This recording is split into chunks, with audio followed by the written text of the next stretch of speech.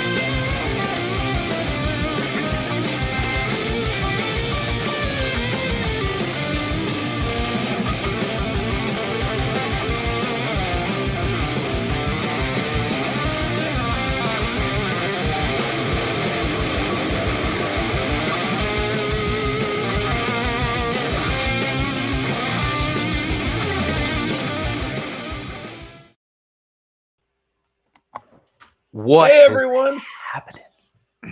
welcome to the Max. Thank you for that amazing intro, host Brian, master of master of the Max. Right? I'm off today. I'm sorry. That's okay. To give us some support. Welcome. I've been a busy dude, busy madman. Still recovering with my massive poison ivy on my legs. And then looking at the weeds outside. Do I have to go back out there? I'm like dreading. I put it off for today because we had friends over. My wife had friends over, and I'm like, I'll do it tomorrow. I don't want to go back out there and get more. Oh my God. I hate weeds. Well, heck yeah. Is there 5 good stories? We need TW McKay on here. Rhea, if you're available, no pressure, but we'd love to get you on talking about musicals. I didn't get a chance to see The Boys, but I did look at the scene online. There's a scene online, spoiler warning for this last episode of The Boys that's musical related. And I don't know, Eddie, do you have 5 stories that are good this week? It's kind of hard. Not good. I mean, because there's a certain red speedster that took up most of the news this week again. Yeah. Which is not good news. Which not is not positive. Oh, good. Thanks, Rhea. I appreciate it. But I was really looking forward to talking about musicals. I actually have a hot take ready for my channel where I'm going to criticize the hell out of Enosh. God damn it, Callie. We fed them dinner, and a few kernels got stuck in between their kennels, and she is like trying to get that last kernel. So if you hear like banging, she's like trying to get a kernel that fell behind the kennel, and I can't move it easily. She loves her food. Just saw that boy just saw Lightyear was really good. That's good. The CEO of why does Ruby keep saying CEO of? Did you say the CEO of Sexy one time on a stream? Oh yeah, I was like, oh, all right. Okay. I'll the take CEO that title. of Sexy. All That right. is a title I'll happily wear. Eddie? What are you the CEO of? Trolling. Yeah. I think so. Making people mad. Yes, I have such experience with things like in that matter. Maybe we should include the Gina Carano movie as a contender and one of the top 5. Not that we've seen it, but I have no problem with her making content. Like I said, I'm positive about it.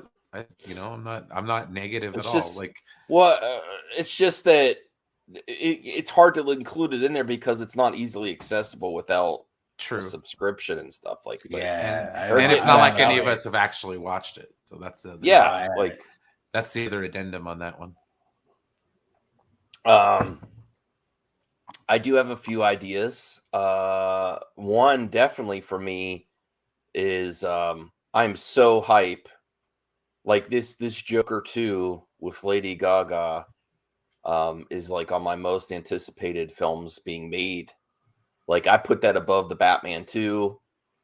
I put that above. I don't know if I'd put it above like the Snyderverse returning or not. But it's, no, I'm serious. For Batman 2, right? It does. What? I said you won't put it against the Snyderverse returning, but for the Batman 2, you will, right? No. I said I don't know because that would be amazing because we don't know. We're still uncertain about the future of like if they announce like if they do fandom and they announce characters are returning, Cavill's coming back or something. That would be really exciting. But I'm kind of more. The Earth is really flat. And the Snyderverse is at the end of it. We just have to get it. And it's really going to happen. You know, we just have to believe that the Earth is flat and the Snyderverse will happen. Ed N says I sound different today, less squeaky. Come on, guys. Do you love musicals? Who in the chat loves musicals? I love musicals. Dude, yeah. Come on. Oh, yeah. Come on. Oh, yeah. Come on, dude. What, the original West Side? Well, not the original one. The one I still didn't see the new one. The West Side Story. I like the new one with Rachel Zegler. I liked it. No, I love musicals. Grease, West Side Story, Singing in the Rain, Annie, Sound of Music. The Sound of Music. No, there's even some like less conventional musicals, like the animated Disney films are musicals, really. Yeah, absolutely. And what about if we get like a documentary? Do you have the image thumbnail I made for the show, Brian? If you want to bring that up, yes. People are forgetting how talented Joaquin Phoenix is. He was in Walk the Line, and that's not really a musical, but kind of is. You know, there's a lot of music numbers in there. That's kind of like a musical biopic. I can get behind that sort of kind of. Yeah. And actually, my wife's friend did come up because we were talking about this too when she was over. We were talking about what would make this Joker musical more exciting, or what would lower it a level. And she was saying, well, is it going to be songs that exist, or is it going to be original songs for the musical? And I was like, wow, that's a great question. I'm like, if it's like they're just using a bunch of songs that already exist, and that would be lame to me. I would think it would be original songs, especially with Lady Gaga, and I think she would probably more likely be in the creative process of creating some of the music, don't you think?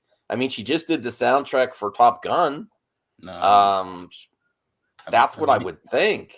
And it has Bradley Cooper being producer too, which he was also producer for the one where she would A Star Is Born. You know, I would think that I would be severely disappointed if it didn't have at least mostly original songs. Like they could put one or two in there that, and again, don't ruin things with their expectations, like Brian says, but I would assume, and I just assumed that this would be original material, you know? What's your thoughts on that part? I think that would be kind of interesting. They're both very talented when it comes to music, like you say, and, Joaquin Phoenix with, Lady Gaga, I think they can put something together. I mean, she seems to have really good chemistry with everybody she's with. So, I mean, yeah, and both of them won an award for their performance in a very music-oriented role. I have to see, let me Google to see if Joaquin Phoenix sang the parts in Walk the Line. I think he did. Okay, did Joaquin Phoenix sing in Walk? Joaquin Phoenix and Reese Witherspoon performed all the songs themselves without being dubbed. They also learned to play their instruments, guitar and auto harp, respectively, from scratch. Wow. That's awesome. So, I actually have a little more respect for that movie now. and I want to go back and watch it. It's one of the best ever. I really did like that movie. It gave me a newfound respect for Johnny Cash. Like, I Oh always yeah, thought, Ring of Fire was on that game, Tony Hawk or whatever. So it was like, all right, whatever. That was all I kind of thought about it, because I always liked older music and stuff, but I kind of gave me a deeper appreciation for sure. yeah. So that's something that like everyone is forgetting how big that part is of Joaquin Phoenix's career. That was a major milestone. I mean, yeah, there was Gladiator, and he did a great job in there too. I think that's where he got a lot of eyes on him. But after that, I think this is the one.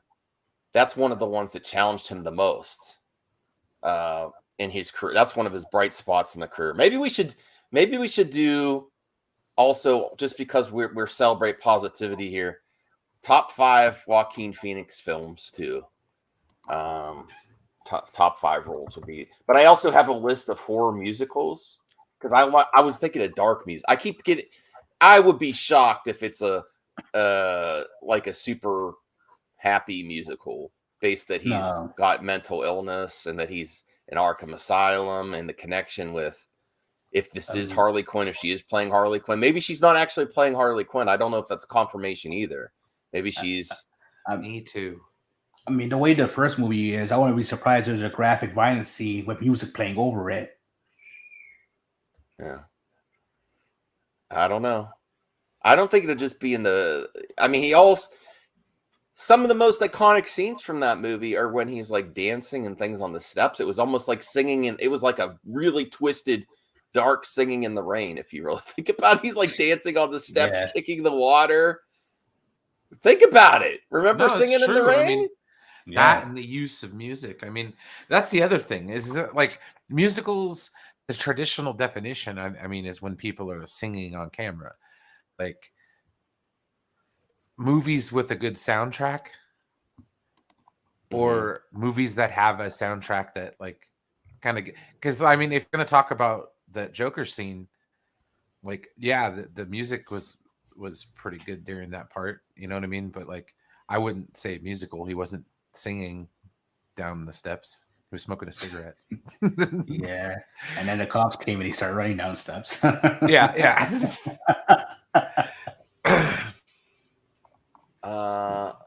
Okay, here is, I found it. Well, before let's have some fun here. When I get back on camera, I will do, we're not forgetting about, hey, Dark Star, we're not forgetting about show and tell. It's just, I've been all over the place. You know, life's been weird, and I'm taking it easy being off camera for a while, especially since it's so hot. I'm hot and itchy, okay?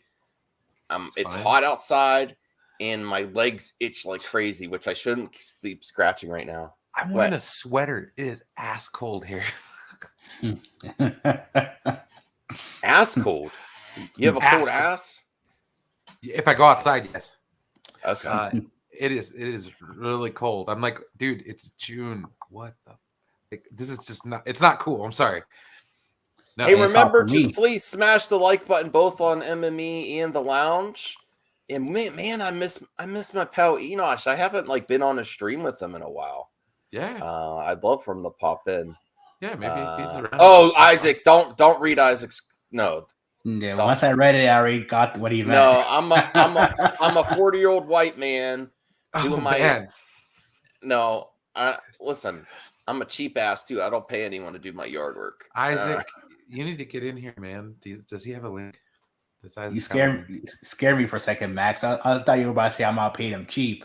I was gonna say, damn, that's really sus, Brian. What's he talking about? What? Whoa, that's a Joker pop. What the heck? Wait, put that back on. That's an amazing dog. Oh. Is that like a Joker? Yeah, kind of. All right, so here is. I want to go back and catch up on Joaquin Phoenix's back catalog. What up? You know, his journey is amazing too, to especially have such a talented brother in the industry, losing his brother, and then honestly, not that it's a competition or anything, but I think he, to have that shadow over your head in dealing with your loss, he became something even more. Who knows what would happen if River would have stayed alive, And True. honestly, that's why I'm a little conflicted about. Well, it's not necessarily Johnny Depp's fault or anything, but he owned the Viper Room, and there's a lot of shit going down there in the '90s. That's all I'm saying. I don't know. I shouldn't have said that. Never mind. This is all positive. But 16 best Joaquin Phoenix movies ranked. Inherent Vice. I never saw this one. Let me, this is cool to go down the back catalog. Is there any other actor that you would really want to go down their back catalog and catch up on some of their old stuff? Oh, hey, Rhea. For me, it would probably be Nick Cage. Oh, Nick Cage. Good luck. That'll take a lifetime. He's got some good stuff, though. Yeah, I have to go through some of the highlights, like the ones that were specifically called out in Unbearable Weight of Massive Talent. Like that was kind of like the catalyst of my resurgence and interest in his career. Oh yeah, I definitely want to see that. I think you highly recommended that. A lot of others. Daniel Day-Lewis, yeah. I wish Daniel Day-Lewis wouldn't have retired. Gotta respect it though. He really puts his all in the roles. Like he does the method acting thing. Ray Fiennes is another one. Ray Fiennes. Has anyone seen Inherent Vice? I haven't. Paul Thomas Anderson, based on a novel by Thomas Pynchon, Inherent Vice finds Joaquin Phoenix as Larry Dox Portella, a Los Angeles detective who's good at solving mysteries and getting high. Nice. I'd be interested in that. Buffalo Soldiers. Satirical black comedy that tells the story of rogue soldiers of stationed West Germany in 1989. The fall of the Berlin Wall is on its horizon. I definitely saw Signs. Yeah, that movie was all right. Swing Away. Quills. Never watched Gladiator.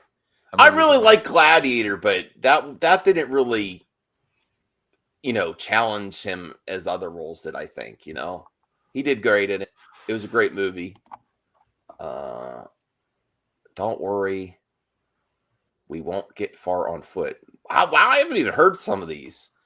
Walk the Line, I love. That's number 10? Well, Walk the Line was amazing. Yeah, I definitely want to go back and give it another. Two Lovers. I've heard of that one. Like Gwyneth Paltrow. The Master, Paul Thomas Anderson again. I heard this one's really good. I haven't watched a whole lot of Joaquin Phoenix stuff. I did like his performance in Her. I don't know if that one already popped up or if it's going to be further up the list. No, I've definitely heard of that one. It's probably going to be on here, I would think, because it gets referenced a lot. But I remember when he got the role of the Joker, people turned to this one because his PTSD. In this, he's a veteran, and he has a few outbursts and stuff, and they liken the scenes to some that might happen in the Joker. The Immigrant. Wow. The Sisters Brothers. Isn't your typical Western. Man, To Die For? Whoa, that's our early one. Nicole Kidman in it? You Were Never Really Here. Whoa. Parenthood. Hotel Rwanda. I saw that one. And Her is number 1. It was often regarded as Phoenix's best film. All right. Yeah. There's a lot on there. What about musicals? How do you feel about musicals? I really enjoy musicals, and I like unconventional musicals.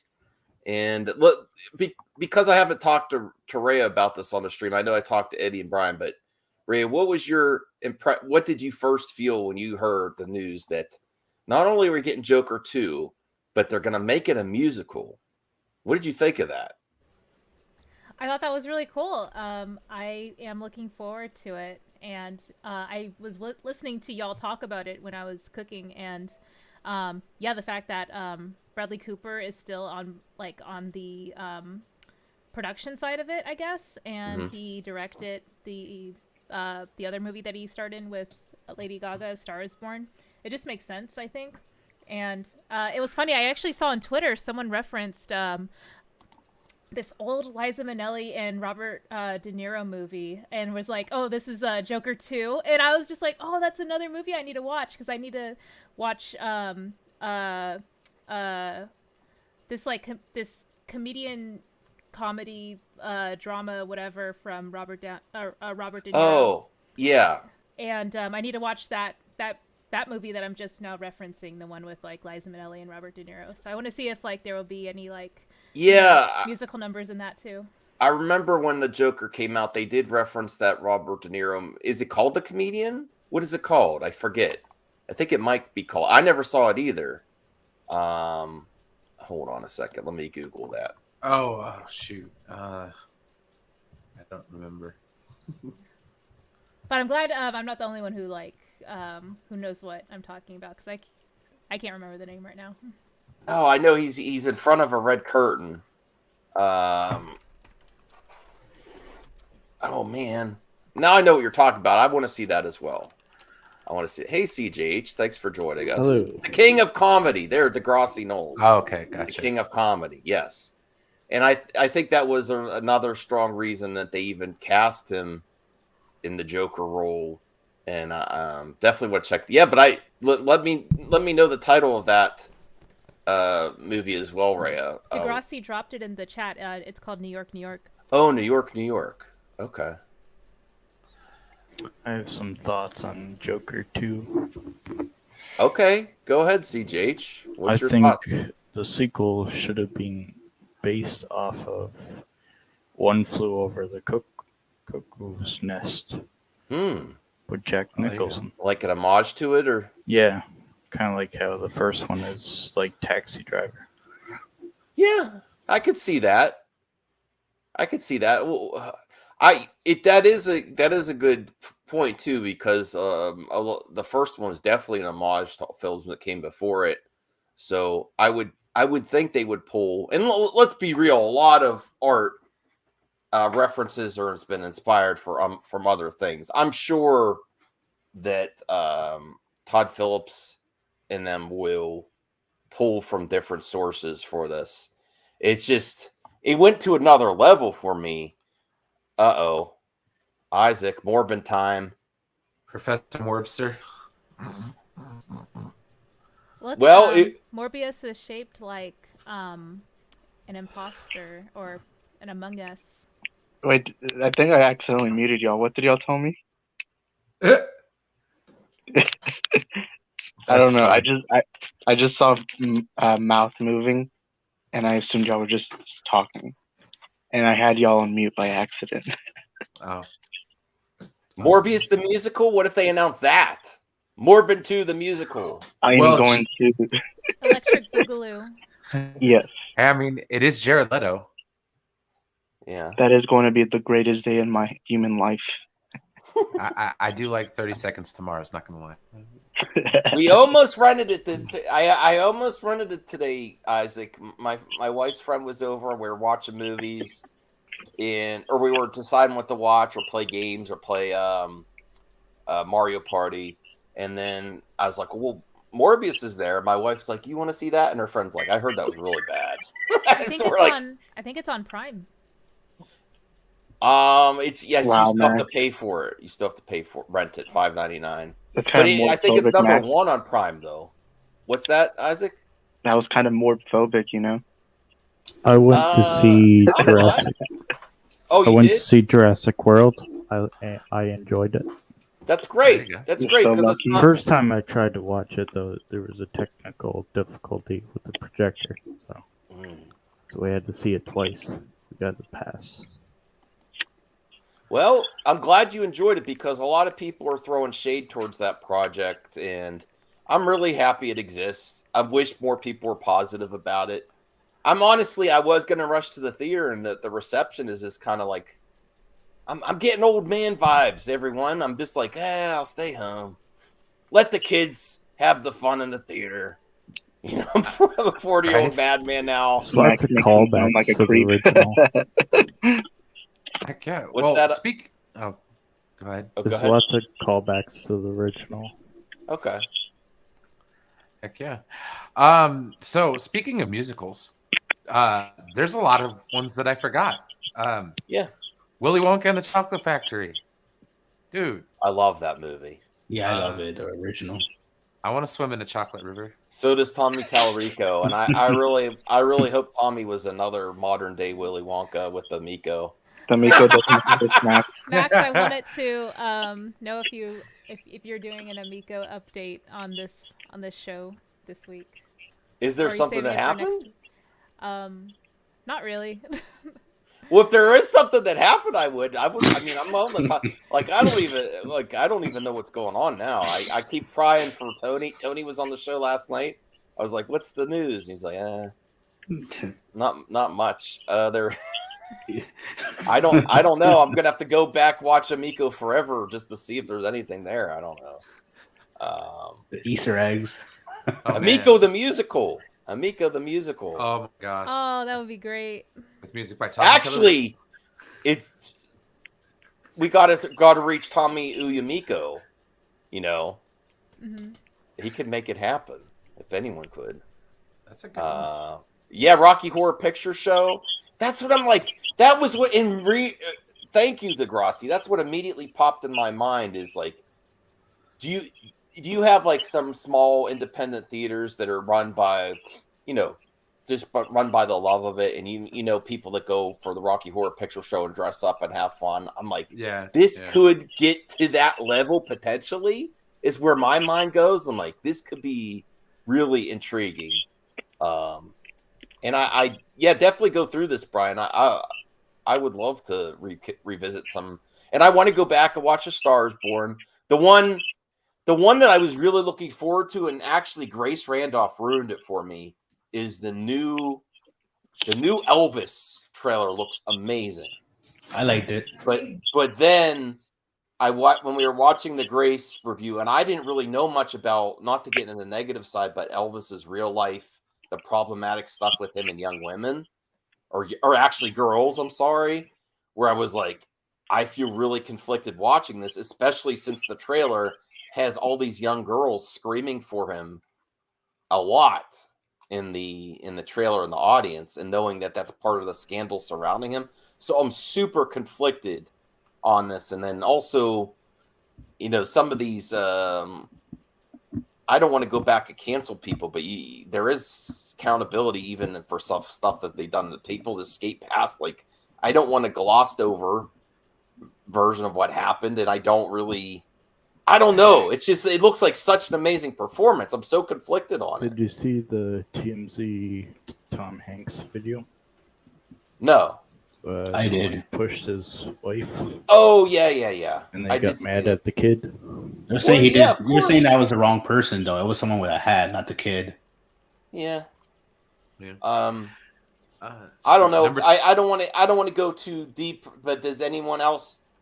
You don't really have to say. We don't go in the controversy. But does anyone else have that issue with the Elvis movie project without getting into specifics? Or do you think it looks good? It looks okay. Okay. I'll probably watch it. Check it on streaming, basically. What's the issue? Why was it?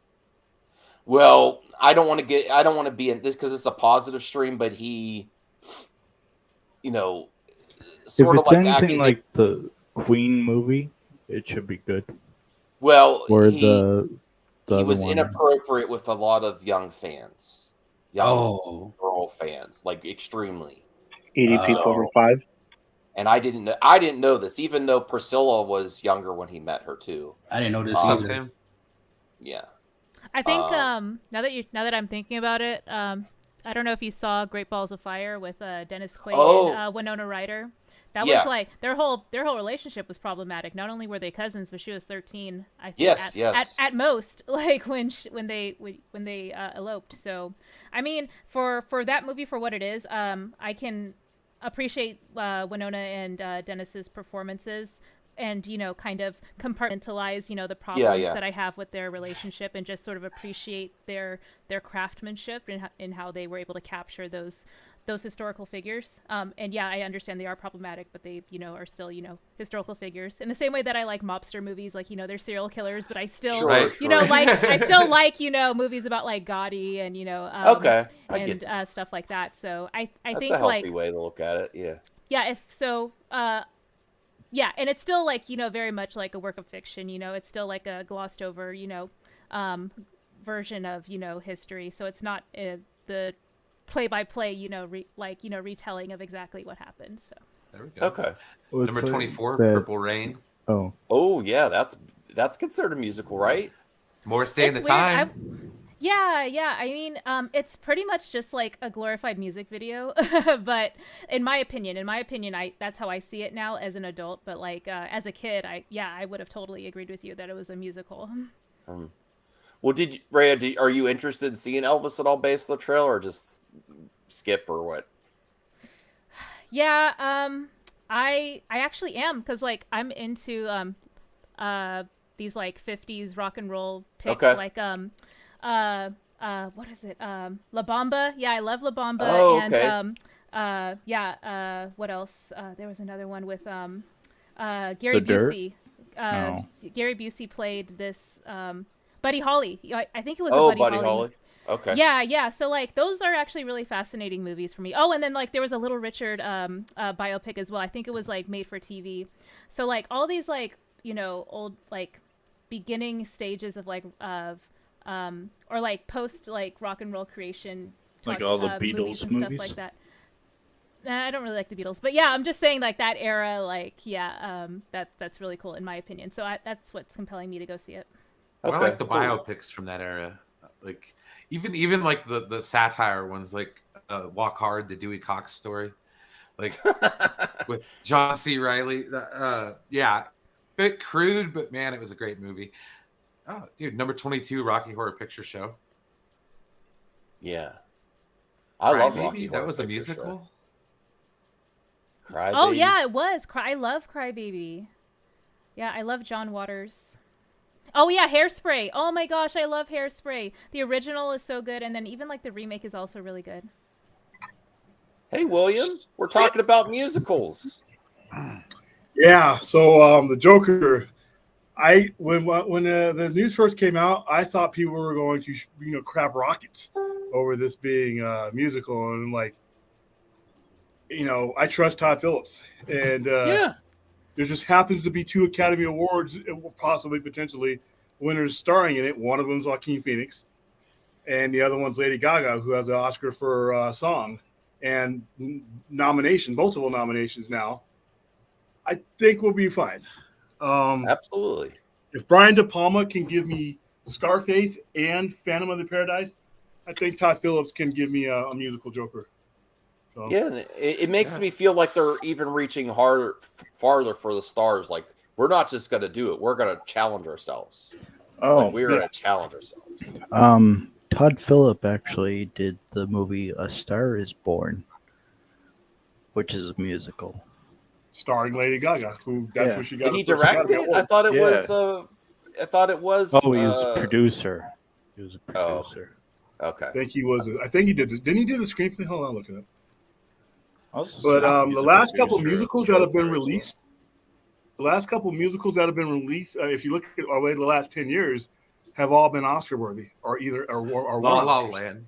La La Land. Did Chicago win?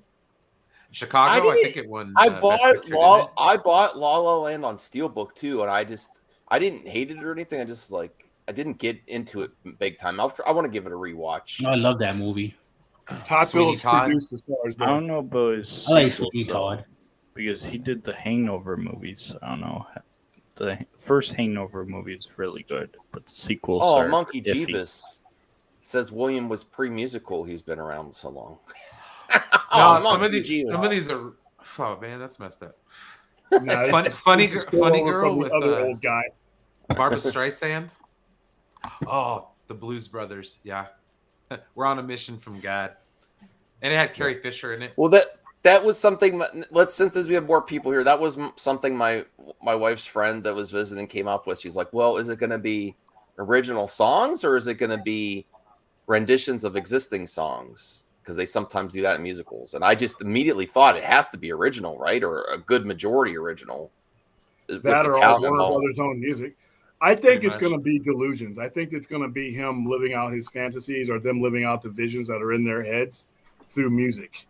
Okay. I don't think it'll be happening in real time. So if it's Joker and it's Harley Quinn, the entire movie is not going to be a musical. But I think they are going to see the world just like he saw the world through delusions in the original Joker, like things that weren't happening but were happening in his head.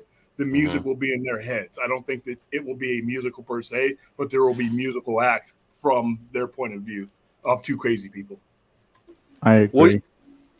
Is it going to be too crazy? Like she's going to be crazy too, or is it going to be Harley? Is it going to be the therapist?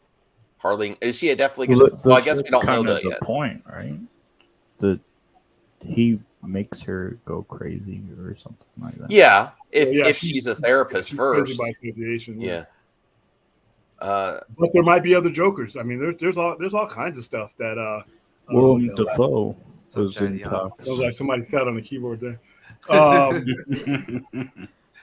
There's just not enough out there right now to make a determination one way or the other. To be honest with you, we don't know exactly what. Like I've seen a whole bunch of memes with Lady Gaga dressed up as what we know Harley Quinn to be. I think that's a mistake. I think it'd be different style. Yeah, I'm gonna gamble that it's gonna look like nothing like the Harley Quinn that we've seen. It'll be Todd Phillips' own version, just like the Joker was his own version, and just like Heath Ledger. Heath Ledger looks nothing like any of the previous Jokers. So it's up to the person who's telling the story. So I would listen. Lady Gaga is for me the modern day Cher, as far as the ability to be able to perform on different platforms and do it at a high Grammy Award and Academy Award level.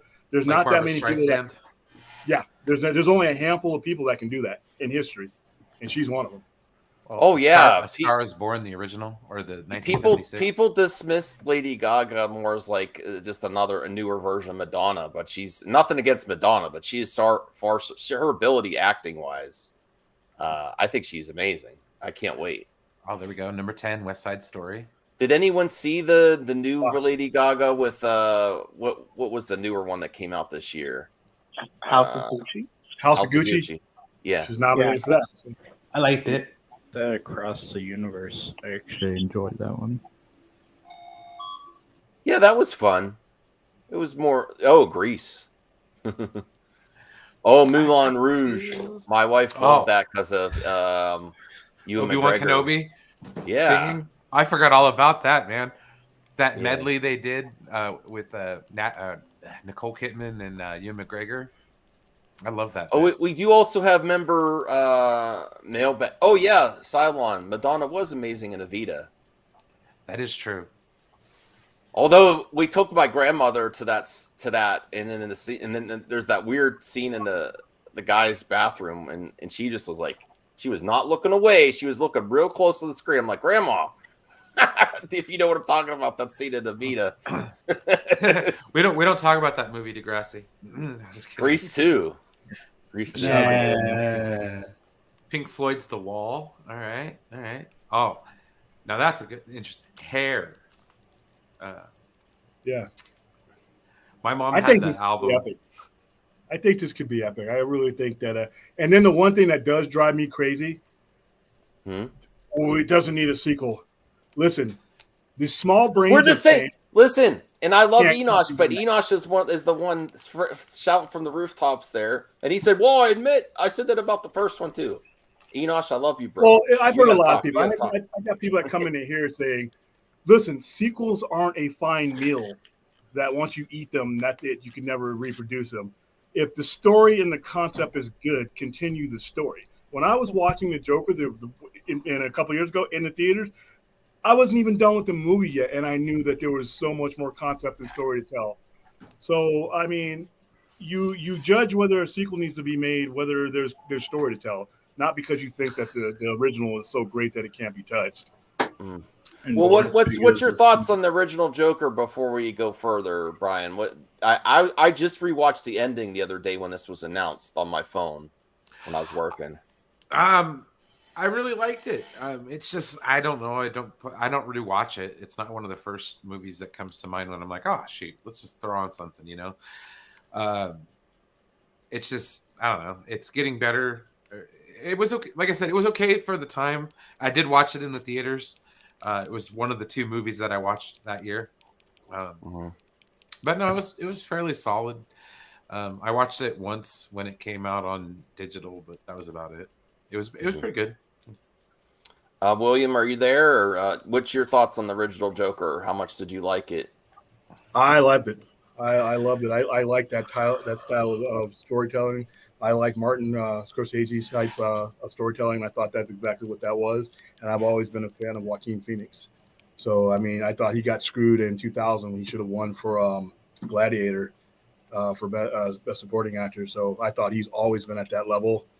And like I said, I didn't have any expectations coming in. And, you know, so that made it easier. But I thought it was great.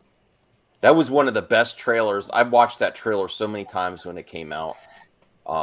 Ray, what's your thoughts on the original Joker movie with Joaquin? How much did you like it? Oh, I loved it. I saw it like 3 times in theaters. I wanted to see it with different people just to get their reaction and thoughts on it and talk with them about it. So that's what I really like is movies that I get different perspectives from other people on. Like it's not just what feels like current day Marvel products feeling like consumable products that everyone gets the same, you know, response from, or everyone responds to similarly. Like with the Joker, there's different takeaways from it from almost everyone that I've personally, you know, spoken to about it. So that's why I you know, put it on a little like higher, you know, pedestal of like, you know, films that I can just go back and rewatch over and over and get something new out of it. Sure. Eddie, what's your thoughts on the original Joker? Oh yeah, I enjoyed it a lot. I haven't watched it since it originally came out though, but no, it is rewatchable. But I definitely enjoyed it. I even enjoyed the build up to the movie even coming out because you know, remember all the frustration. Oh, don't watch this movie. Protect your children. This and that. This movie's for the devil. But no, it was a great movie. I don't know. I wasn't really in that mindset where it didn't need a sequel, but at the same time, I'm happy if it, you know, either way. I mean, I'm not gonna complain, but no, I definitely enjoyed it, and Joaquin Phoenix's performance was just top tier in my opinion. I love all the emotional, all the mental gymnastic sides of the film when it talks about mental health, the other issues, you know, because it was kind of political and social. It did have social commentary as well, but no, I definitely, you know, appreciate the film for what it was. Oh yeah, it definitely seemed like the character Arthur Fleck. Things could have been different if the government would have helped them with like if there were programs available to assist them, and you know, if we just didn't, if society, look, there's no excuse for violence, but there is something to talk about how people treat people with mental illness and disregard them, mock them, even sometimes in the past, unfortunately, and how you treat it. So there's a lot of message. It's very, very a lot of social commentary. And some of it was really, it was hard to watch because if you've had a lot of mental illness in your family or personally, it's kind of intense. Some of those scenes, just the scenes where he's going before he has his episodes in the film where he's going up in the elevator to visit. I remember seeing I had some really intense images ingrained in my mind from when I was young, and we used to visit my my grandmother in a ward, and that was some scary stuff as a young person, and then also having my dad start to go down that path too is pretty intense as well. But yeah, great movie. CJH and then Isaac. Well, Isaac, what are you doing with Woody and Buzz? Oh, that's a major spoiler for the Lightyear someone movie. think of the dang, children. Ray's right. Yeah, don't be doing that, man. What are you doing? What I do? I don't know. You're gonna make them review bomb it even more. Well, CJH, CJ, what did you think of the original Joker? Yeah, stop scaring the homophobes, Isaac. They're gonna leave 1-star reviews again. Come on, Max, it's June. I really enjoyed Joker. I don't know if anyone mentioned the music. The music of the first Joker movie is phenomenal. The acting. I enjoyed that it wasn't attached to anything.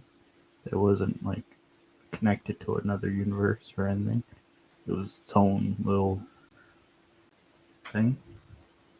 Mm-hmm. Yeah. Okay. Isaac? Oh yeah, I love Joker. I really love the movie. It's very emotional, very powerful. I love the commentary. I love it when movies tell social commentaries of, risky things, like, because not every movie would want to like a message like this. And I mean, just look at the backlash that happened before. Like, yeah, but yeah, I love this movie. Yeah, well, censoring art is not the answer, even if it makes you uncomfortable. And honestly, some would argue that that type of way to show violence is the appropriate way and the less damaging, instead of PG-13 violence where people, just bounces off heroes and they just get up when they're, when they're injured and shot. There's a discussion there too. Like sometimes we have a warped sense of reality and desensitized to violence with cartoony violence. Even like violence is not easy to watch, and that really like that scene still gets to me. I watched it again. It's just so, violence is shocking. Real life violence is shocking, and you don't want to see it happen. But which one? The talk show or the well, all of it, the all scissors of it, one? all of it. But Hey, listen, jackasses with the old jokes. You sons of bitches. No. William's young at heart. Ageism will not be tolerated. Yeah, no, we don't co-sign age. William has a lot to offer everyone, and I'm getting old too. This was all because Grandpa Enosh started all of this, but that's okay. Grandpa Enosh. Okay. You're not getting old, Max. You already are old. Yeah, I'm an old man. I'll be wearing my mask when I'm 80 or 90. Man. I plan on keep doing 90. this. What's that? I thought you already were 90. Well, we're gonna be. This is where it starts. Buckle up, everyone. I still get to wear my mask in 20 years.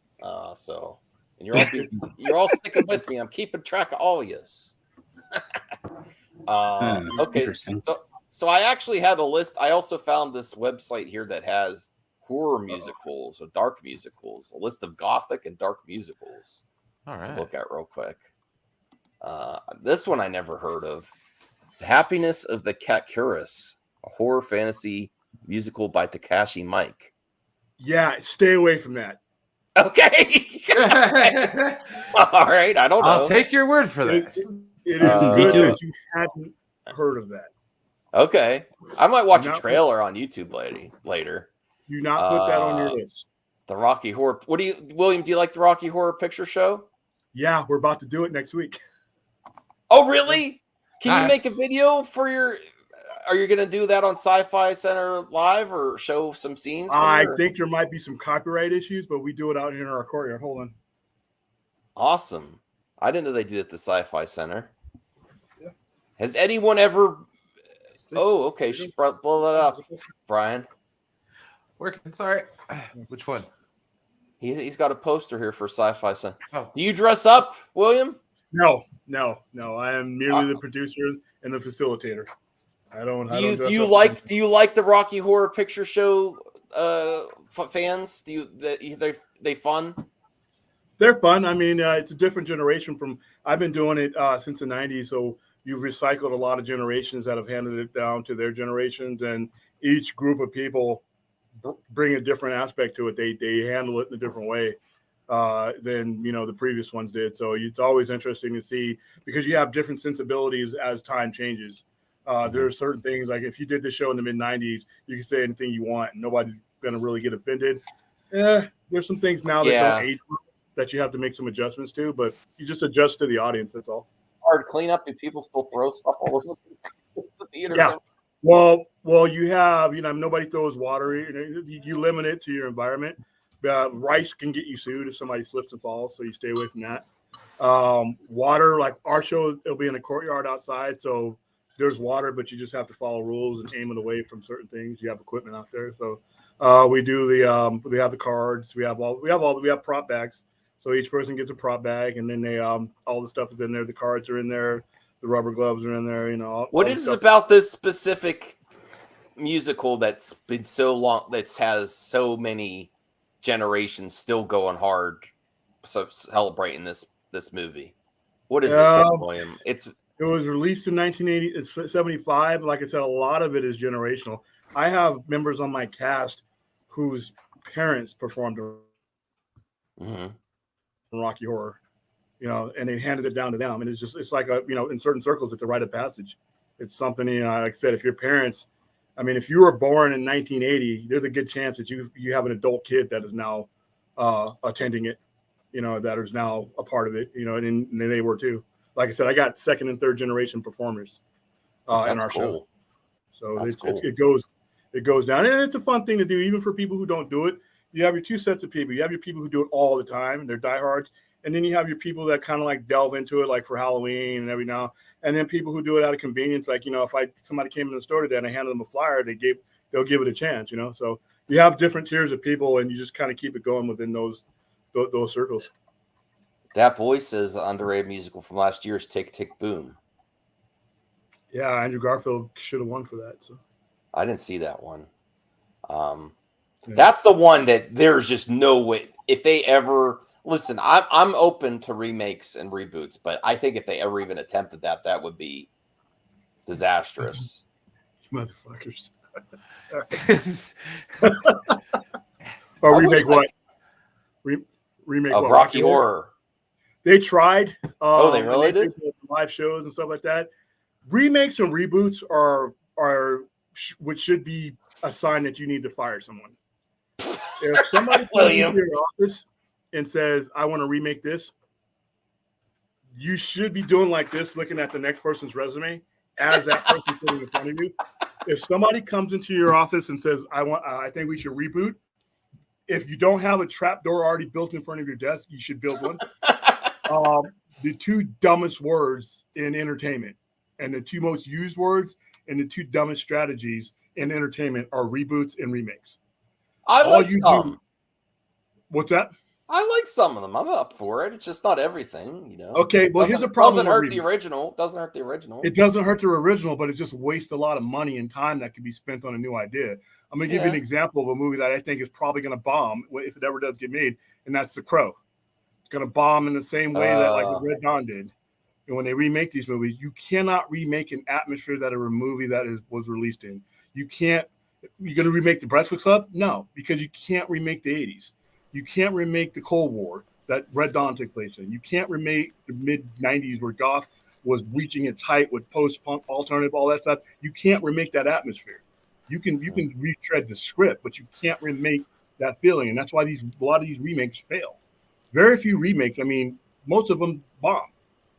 Yeah. You're talking about 30, like The Thing was technically a remake, but it wasn't. But if you look at the 1952 Thing versus John Carpenter's Thing, two drastically different movies, and the technological barrier that was there wasn't there the second time around. So now reboots, the two R's, reboots and remakes should mean termination. I love the Planet of the Apes reboots. Yeah. What about the Planet of the Apes reboots, William? Yeah, they were good. They were very good. Which ones are you talking about? Because the ones the Reeves ones weren't really a reboot. The three movies. But look what you're talking about, though. 1968, and then your very next one that they did was in 2000? And then the very next time they did that was 15 years. So you're talking like 50-something years, 52, 53 years in total. When they're talking about remaking The Crow, which was released in 1994, and they're remaking movies that are not even 20 years old, that should literally be like, come into my office with your cardboard box ready, so that by the end of your pitch, I can help you pack. Scarface was a remake. Scarface was a remake of what, though? The original Scarface. Oh, right. You have something to say? Look at the two different generations that you're talking. You're talking about two vast universes. Oh, William's on a rant. We got to hold on a second. No, it's not even a rant. It's just like. Okay, go ahead, Rhea. Oh yeah. Well, to William's point, I do agree to an extent. I just feel that for situations like for Crow and Spawn that have like that pre-established lore that a future filmmaker can source from and not necessarily remake the pre-existing film that was adapted from that lore. I think that's like a special circumstance where I would be willing to give that person more time to air out their idea as not necessarily a reboot, but just reimagining of the source material apart from the movie. Reimagining is like the word, not reboot. And then to CJH's point, Scarface 1980s versus like the one made in like I think it was like the 40s or something. Yeah, that's like to William's point, it's completely different. That's like Looney Tunes gangsters versus like 1980s coke smuggling machine gun gangsters. So yeah. What about The Fly or Pierre Jackson's King Kong?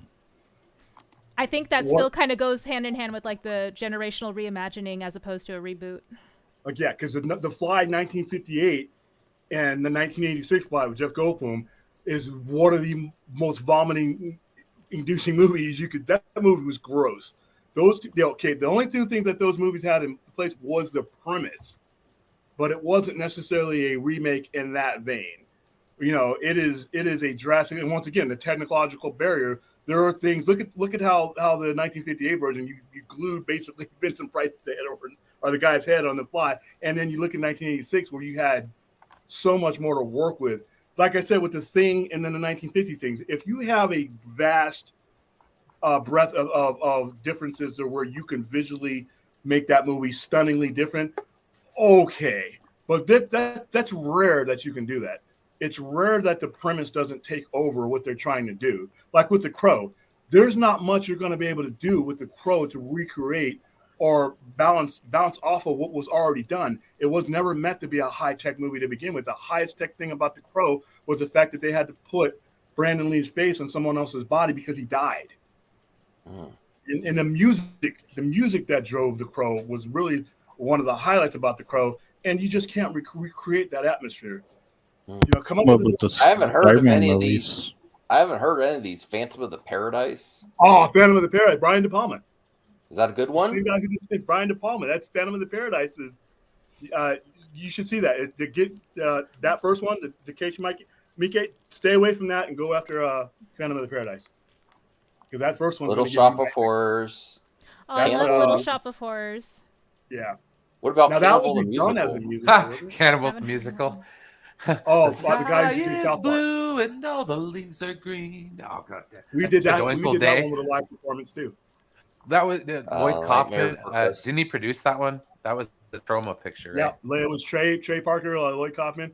We actually did that we did it Rocky Horror style. Oh, that's awesome. I love that movie, by the way. Cannibal Sweeney the Musical. I didn't really like Sweeney Todd at the time. Maybe I'll give it another shot. Somebody said Team America earlier. What about Repo the Genetic Opera? Oh yeah, South Park Bigger, Longer, and Uncut is also a musical. Yeah. Stage Fright. I never heard of that. Yeah, that one's graphic. Wait, are these musicals we're looking at? They're dark horror musicals. Oh, okay. There's a musical. I don't know if it's dark, but it's like called Emo the musical. Ooh, Anna and the Apocalypse zombie movie. An Apocalypse. That sounds interesting. Okay. That's just a little backstory there. We should get to ranking the top 5, but we also have members mailbag. We have some questions here that were left. So we should bring that up. Let me pull up here. Got you. I forgot to do it the first thing. Okay. Let me make this bigger here. Hold on a second. Anonymous RJ. Thoughts on the future of the DCEU, Snyderverse, and DC? Oh my God, this is supposed to be positive, Anonymous. Oh, come on, man.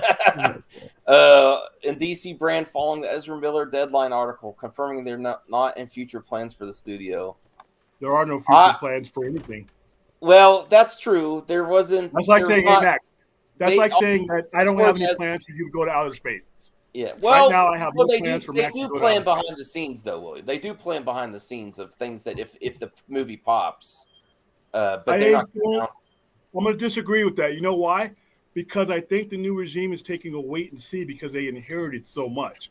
Yeah. They inherited so much on so many different levels. I really don't think that they're planning yet that far ahead. They have to wait to see what kind of bloodletting they should go for the go-to money makers like Joker 2.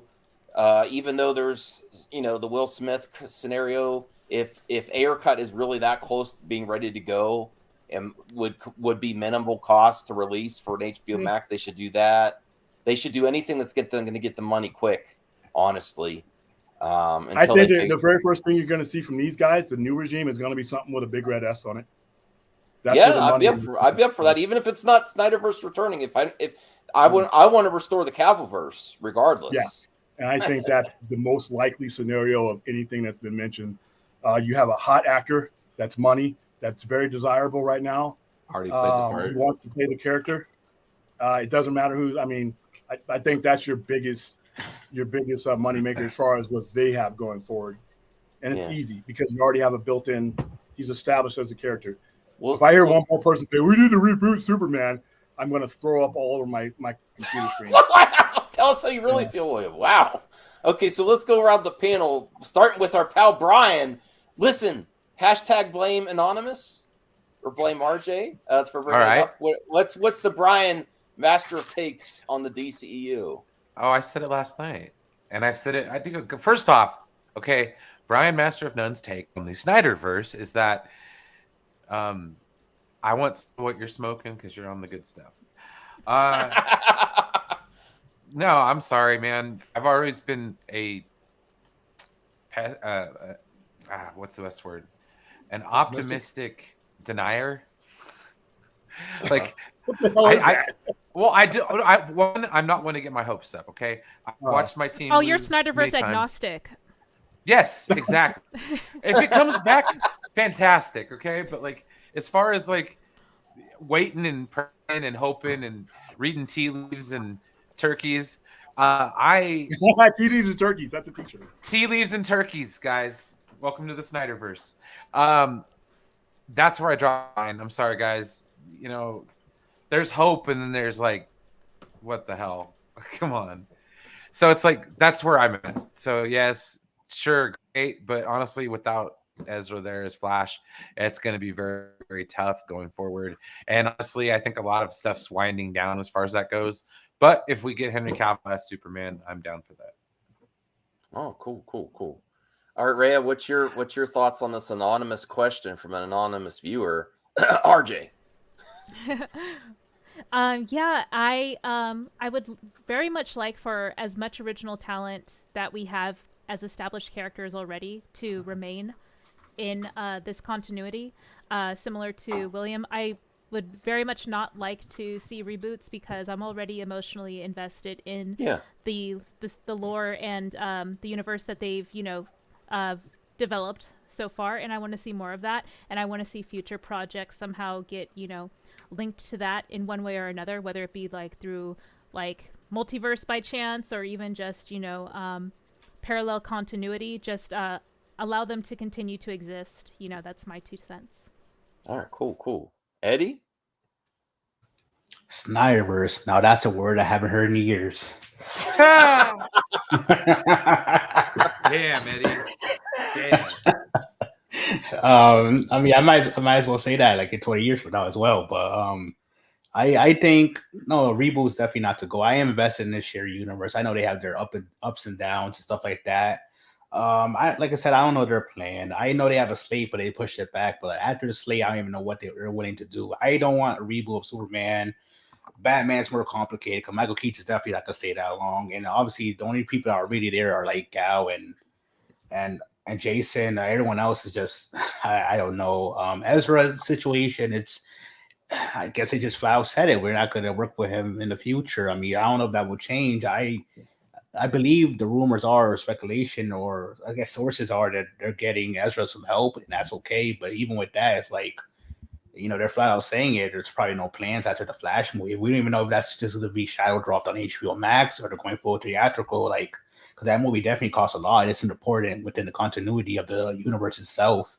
But like I said, I hope for the best at WB, but everything's just so disorganized. I don't even know what the hell to do. I'm just enjoying any movie they make until they figure out how to make a team up movie again. But that's pretty much all I have to say in the matter. It's just sometimes it gets aggravating and annoying because you're like, damn, it's just you really effed us. There's no consumer confidence. It's frustrating when there's an audience. There is an audience. I mean, they can make good movies, but it's just like obviously not everyone wants to think the same, or everyone has different opinions in terms of what they want. So it's just like, I mean, even WB doesn't know what they want though. So it's like, everyone's effed.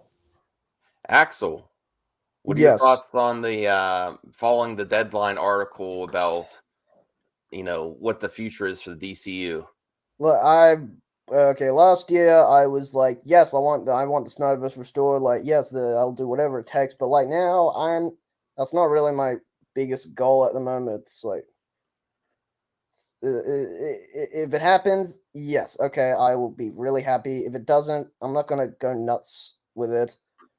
Even though I do want to see it, it's not gonna be the number one goal in life. It's like they're just movies at the end of the day. And yes, I know WB are screwing up a lot of DC stuff at the moment with characters, except for like the Batman. Like, I'm excited for Blue Beetle and maybe Black Adam.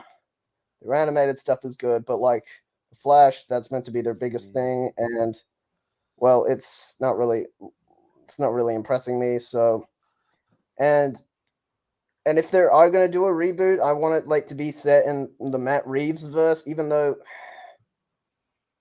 I don't know, it's just yeah. Okay. CGH? I want I put in a new question that kind of answers the Snyderverse thing, I guess, but I want this to be continued. I want that version of Superman. Okay, all right. People like I think he deserved a better movie. He did. I think he was a good Superman. I do.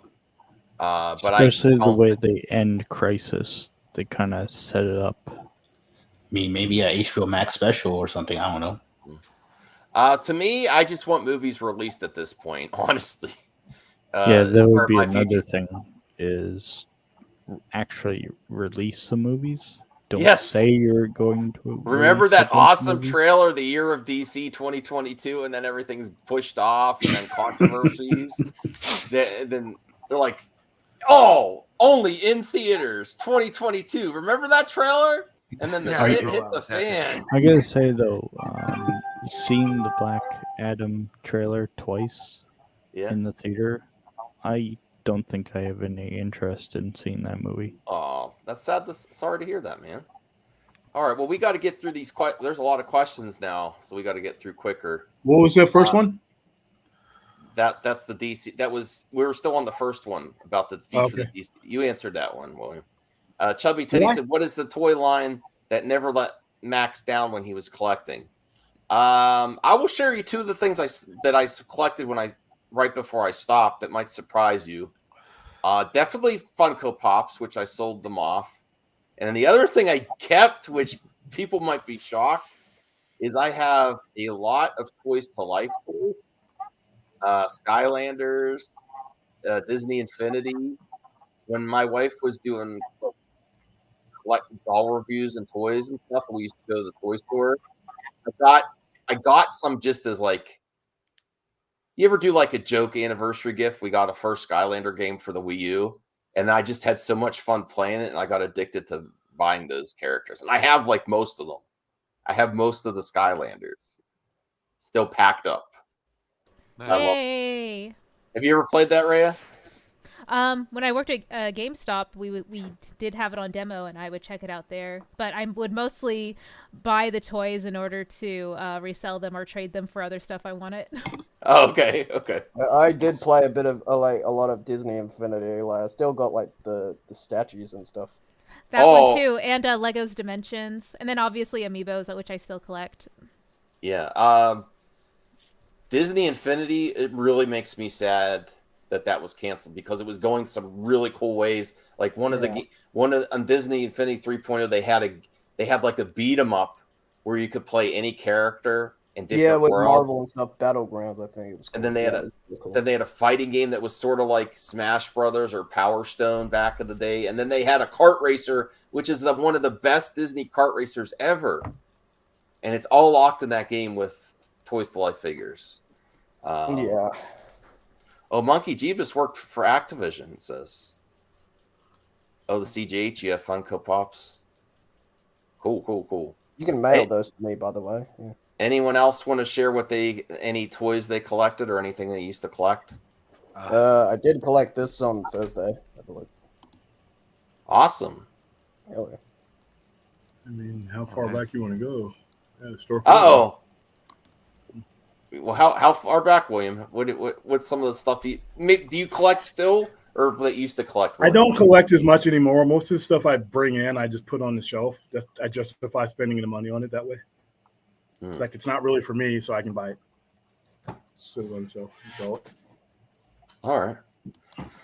Well, Chubby Teddy has another question here. Could the MCU do Age of Apocalypse movie right now? If so, could it generate the hype of Phase 1 and Phase 2? Also, has RJ watched Frankie and Grace on Netflix? He better not, because that biscuit head needs to watch Blade Runner, Black Lotus, and Toys That Made Us Star Trek. Ooh, the Toys That Made Us Star Trek edition. Oh, what? I didn't see that one. Did you see that, no, Brian? But I'm gonna. On Netflix? Oh. I don't know about the Age of Apocalypse right now. I don't know. No. So, no, William. And what was the second part of this question? Would it be what? And he's just taunting RJ because he doesn't watch Black. I have to watch Blade Runner Black. No, the first part of the Age of Apocalypse question he asked. Could it generate the hype of Phase 1 and Phase 2?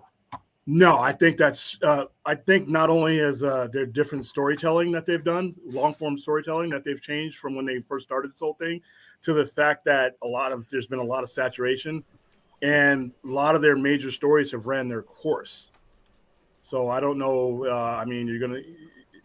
We're not back in 2008 to the point where you could start something that big and go all the way through. You look at what they're doing now; they're getting mixed results as far as how people feel about Eternals, how people feel about Multiverse of Madness. Even though it made good money years ago, when a Marvel movie would be released, it was unanimous. I mean, it was like they could shit gold. But now you have a lot of people that are like, what I'm going to do, I'm going to make a call here because we got a lot of mailbag stuff. We're going to cut it off after the next question, save the rest for the end of the show, Brian. When we do the other games and stuff. So we'll do one more because there's a lot, because we still got to rate the top 5 stories of the week, and we're getting behind because there's a lot, which I appreciate all the questions. But this next one's pretty easy, so we'll do Rhea's question before, and then we'll finish up with the other stuff after the end of the show.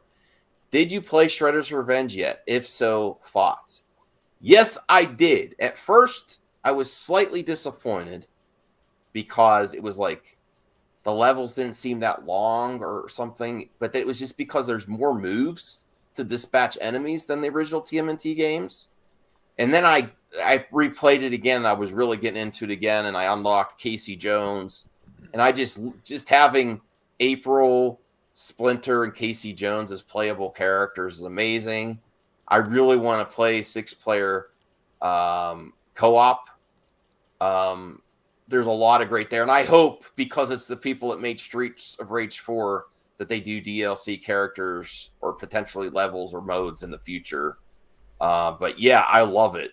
Have you played it yet, Rhea? No, I haven't. I think I want to try and wait till August to get the physical edition.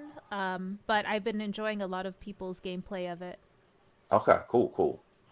All right. So we'll save the rest for later, and let's so if you want to take that down, Brian, let's get to some other topics for consideration for the top. Obviously, I think that Joker 2 announcement with Lady Gaga and the musical should be in the top 5. I really do think that.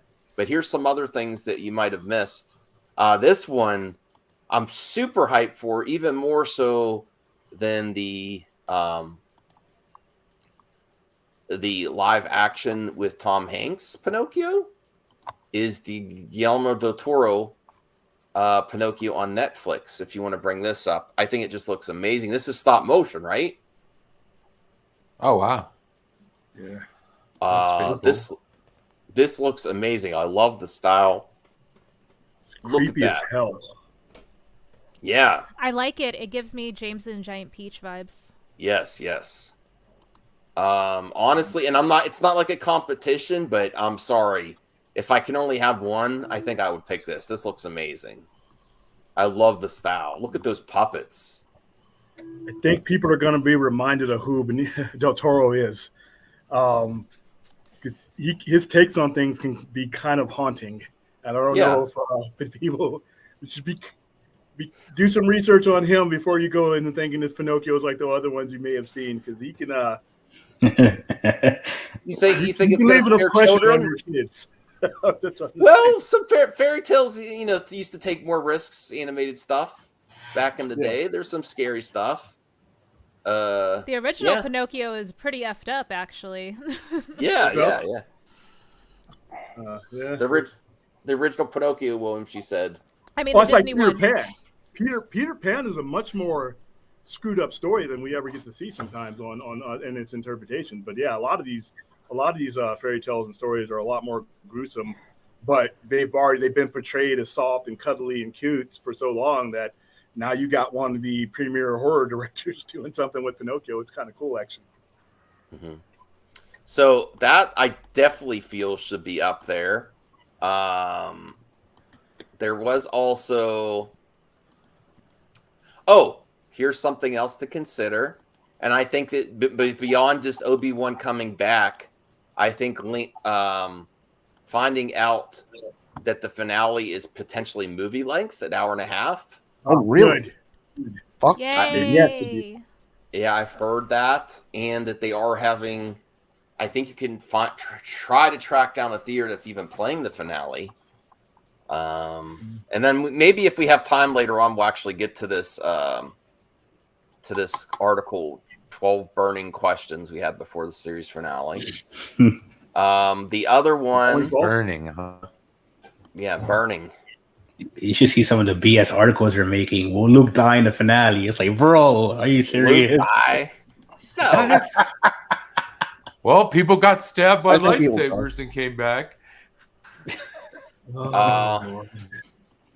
Here's this and this is all entertainment. So if TMNT, I think this is one of the best beat 'em ups of all time. It's so much fun. I 6-player co-op, a beat 'em up. Come on, I don't know who did that in the past. X-Men, maybe the Konami X-Men. I don't know. No, what was that game where the guy was on the wheelchair and he had the bow and arrow? You'd fight him, and you'd have like a bunch of people playing with you. I forgot. Oh, what was it? It was a game that looked just like what you just showed, and I used to play it in an arcade. And that's Simpsons. No, it was an action game. It was an action game, and you could have a bunch of players playing with you, and what was that game? I don't know. Yeah, take the bottle and beat the hell out of people over the head. Let me look that up. Streets of Rage? That may be it. Was there a guy on you had to go up to the top of the skyscraper? Yeah. Yeah, and he had and one of the boss level guys was in a wheelchair and he would shoot at you? I think so. Okay, yeah. So that I think should be on there. So we have four things now. And if anyone else can help me, because it was hard to find, maybe we consider this too. And then we're gonna rate the top 5.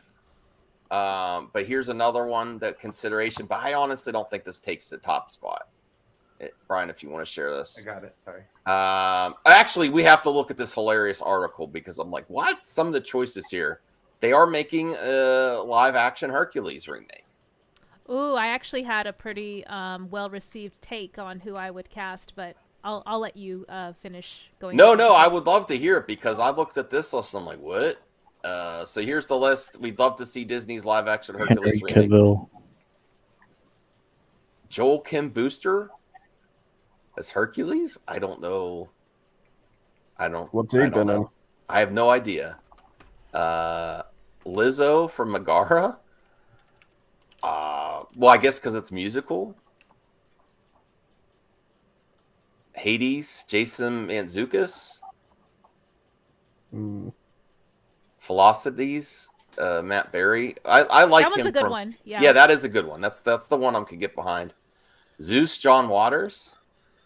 Maybe as Hermes. Yeah. Is this a weird list? Yeah, And then Pain and Panic, nice. James Hetfield and Lars. I'm like, what? What? This is just a weird list. Papa Het. The Muses, BTS.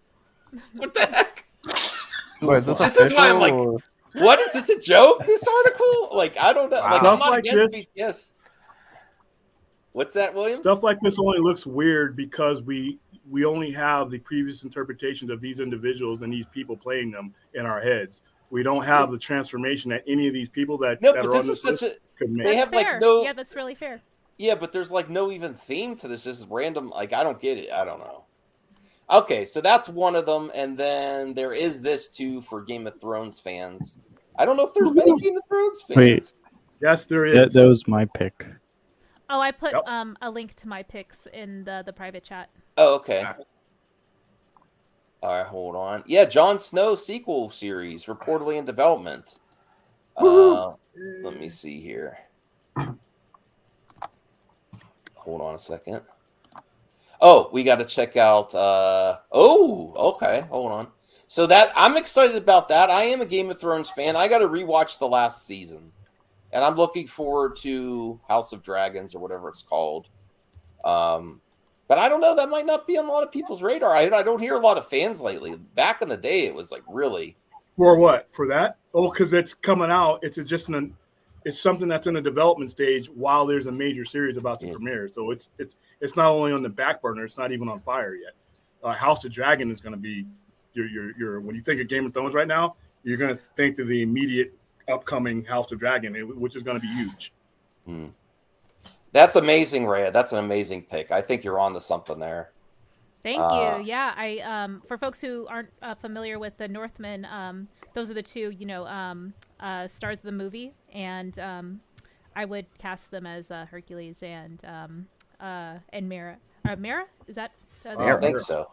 Yeah. I'd cast Amber Heard, but wait, what? What, Axel? Come on. I'm sorry. Oh my god, man! Goodness. Boo! Get him out of here. That's my pick. Oh yes. Yeah, there's been a lot of asking for cat. He's just going to be busy. I don't know. I think that I would accept that for sure, CJH, and I think a lot of people would be happy with that. But even still, with the Northman, is his name Alex Skarsgård? Yeah. Alexander Skarsgård, yeah. He's still lesser known than Cavill, so it might be more refreshing to get a lesser known as Hercules. No. I think Alexander Skarsgård is more well known. Like, And as for the Cavill? other guy, he has to come back. fuck. Danny DeVito. Yeah, he must play his little character. I could That would kinda be a see nice him. throwback. Okay, so now we got to go to our top 5. I'm going to start it off and give the nomination to. It's been a while since we did this, so I'm going to say my number 1 is the Joker sequel with Lady Gaga, and that it's a musical. Oh, is my number 1 story of the week, and then we're going to put Rhea on the spot and go first to her. Is that your number 1 too, or did one of the other stories grab you more for this week as the best entertainment story this week? No, I agree with you. That would be my pick as well. Okay. Awesome. We got 2 down. William, what's your number 1 stories this week? It would be the Joker sequel. Joker. Okay. Axel? What's the question again? What's your favorite entertainment story this week? Was it the TMNT game? Was it Game of Thrones? Was it live action Hercules? Obi-Wan finale being an hour and a half and being in theaters, or the Joker sequel? What's your favorite story from this week? Obi-Wan, like being like a movie. Shit. Okay. Yeah. All right, Eddie. Joker for me as well. Joker. Brian. Yeah, I'm gonna go with Joker. Slow week. CJH. Does that have to be the picks that? You could nominate something else. Maybe we missed something. Go ahead. I'll go with the Joker one. Okay. So But, Joker's never. Okay, go ahead. It's not really relevant, but I don't know. I saw something about Zendaya being pregnant. Apparently. Okay. Good for Zendaya. That was fake. That was fake. That was fake. Oh, was that fake? Yeah, Oh. she got mad at it. Oh, really? Okay. Yeah. Sorry, Zendaya. Sorry. Okay. Well, Joker 2 is the number one story for this week. All right, I think we should go with Brian. What's your number 2 story this week, Brian? Man, I love Shredder's Revenge, so I'm going with Ninja Turtles is my number 2. Oh, you played it? I just remember playing the original arcade as a kid, and the one on the NES. Was it Turtles in Time or something like that? Yeah. That game was pretty fun. All right.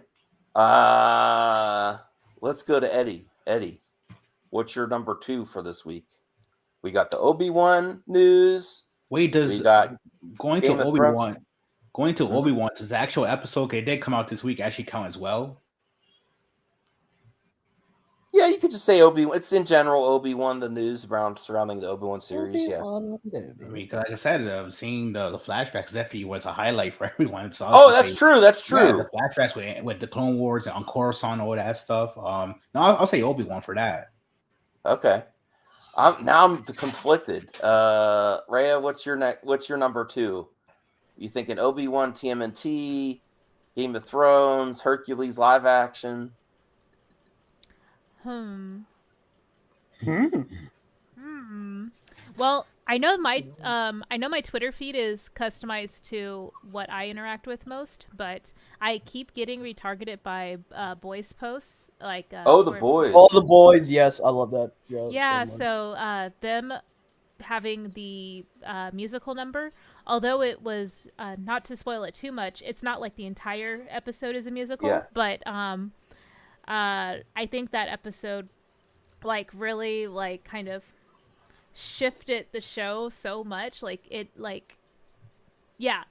I really liked it a lot, so that would probably be my second best news story of the week personally. I know I didn't get a chance to cover it when we were talking about musicals, but I would want to shoehorn that in. I did see not to give spoilers, but I did see just the musical part on YouTube while I was out shopping, and it was very nice, heartwarming. I love the characters in that. I was like, yeah, great. So yeah, the boys and subverting expectations, the musical, there could be lots of things that are done with the medium of film and entertainment for sure. I think that deserves to be in the contender for sure. Axel, what's your number 2? Wait, hold on. I'm getting a call from someone. Okay, CJH. Your number 2. I'm not sure. Yeah, wait, what was it? Wait, what was the question? Your number 2 for the week. Obi-Wan. The boys. The boys? Okay. Yeah, I love the show. All right, CJH, what's your number 2? The boys, but I think this meme is pretty funny. The what? I just saw it. Oh no, that's horrible! Oh man, on my Facebook. Bro. Oh, God. That's horrible. Someone took that. That's so based. Oh really? You appreciate? No, there's this one cosplay I saw. It was of the guy from Monty Python, where he had arms and leg cut off. He didn't have any arms and legs, and so that convention was pretty cool. Well, I was gonna go with Obi-Wan, but I think Boys won. Boys won just because I haven't seen the whole episode of The Boys yet. So The Boys is really good this season. Although I have to forward some stuff, I really just can't watch some of the stuff on that show. It makes me cringe. Like I said, I had no problem with the. You know what? Oh my goodness! There's some scenes I'm like, no. With a certain little guy, but Brian, I think the boys gets number 2. Number 2. The boys. And then number 3. I'll start this one. I'm going to go with Obi-Wan. This last episode was great. Eddie had some great points there. That not only do we got the news about last week, but we got the great follow through with Anakin versus Obi-Wan, not just as Vader. We get to see that scene right at the beginning. A really great episode, and we're gonna end. It sounds like we're gonna end with a big epic finale. What can you ask for more? I'm really happy. What if they said 30 or 40 minutes? Not that it has to be a certain length to be quality, but it's, how can you ask for more when they give the final episode an hour and a half? I have to let me make sure that's real. I saw that man. Hold on. Length of Obi-Wan. So let's go around. Rhea, what's your number 3? The boys gets number 2. Yeah, I think the Obi-Wan speculation about the movie length finale is pretty good. Okay. And Axel, what's your number 3? Don't really have a number 3. Like, maybe Joker. I don't know. Even though I don't really think it was necessary. Okay, I mean, I'll still watch it. Mm-hmm. All right, let me see. Following a viral post on Star Wars Twitter from Star Wars Only. We know Star Wars Only. The garnered over. I have this article here about the finale here. Brian, what's your number 3? I'm gonna go with Kenobi. That was Kenobi. On point. Okay, so let me. I hope this is right. Star Wars Only. You're my only hope. Don't give me fake news. That garnered over 25,000 retweets and 1.5 likes. Rumors have circulated that Obi-Wan Kenobi finale will run an hour and 33 minutes. This stems from a screenshot of a theatrical showing the finale from Cineplex, which since has been deleted. Advertising ticketed showings for June 22nd, along with the reported time. Okay. It's actually supposed to be 90 minutes, and most of that extended is the questionnaire, the questions and answers. Okay, so you think you're hearing that it might not be the full one out. It might not all be the episode. It might be something from the director and some behind the scenes or question and answers. Yeah.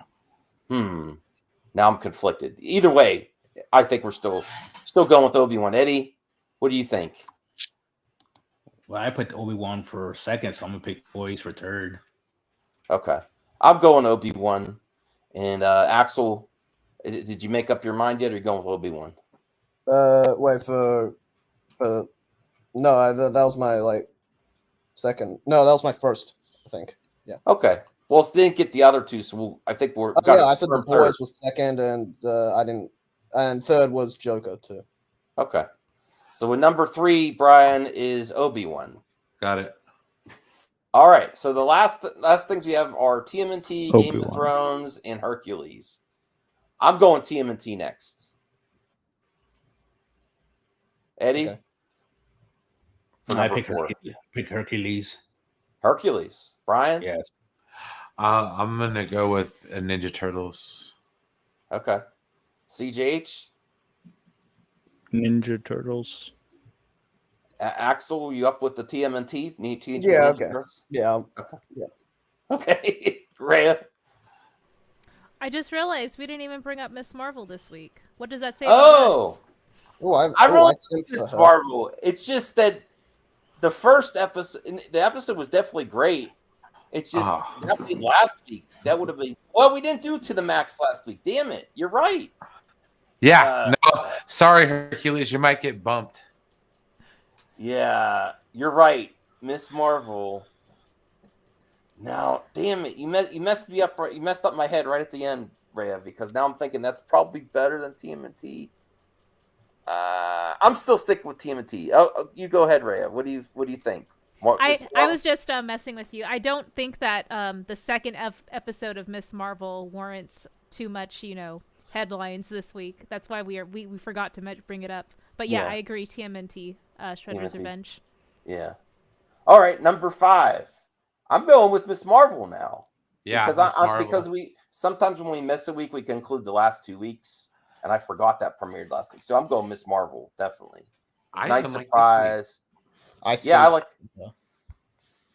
Yeah. Well, be only age appropriate sim, please.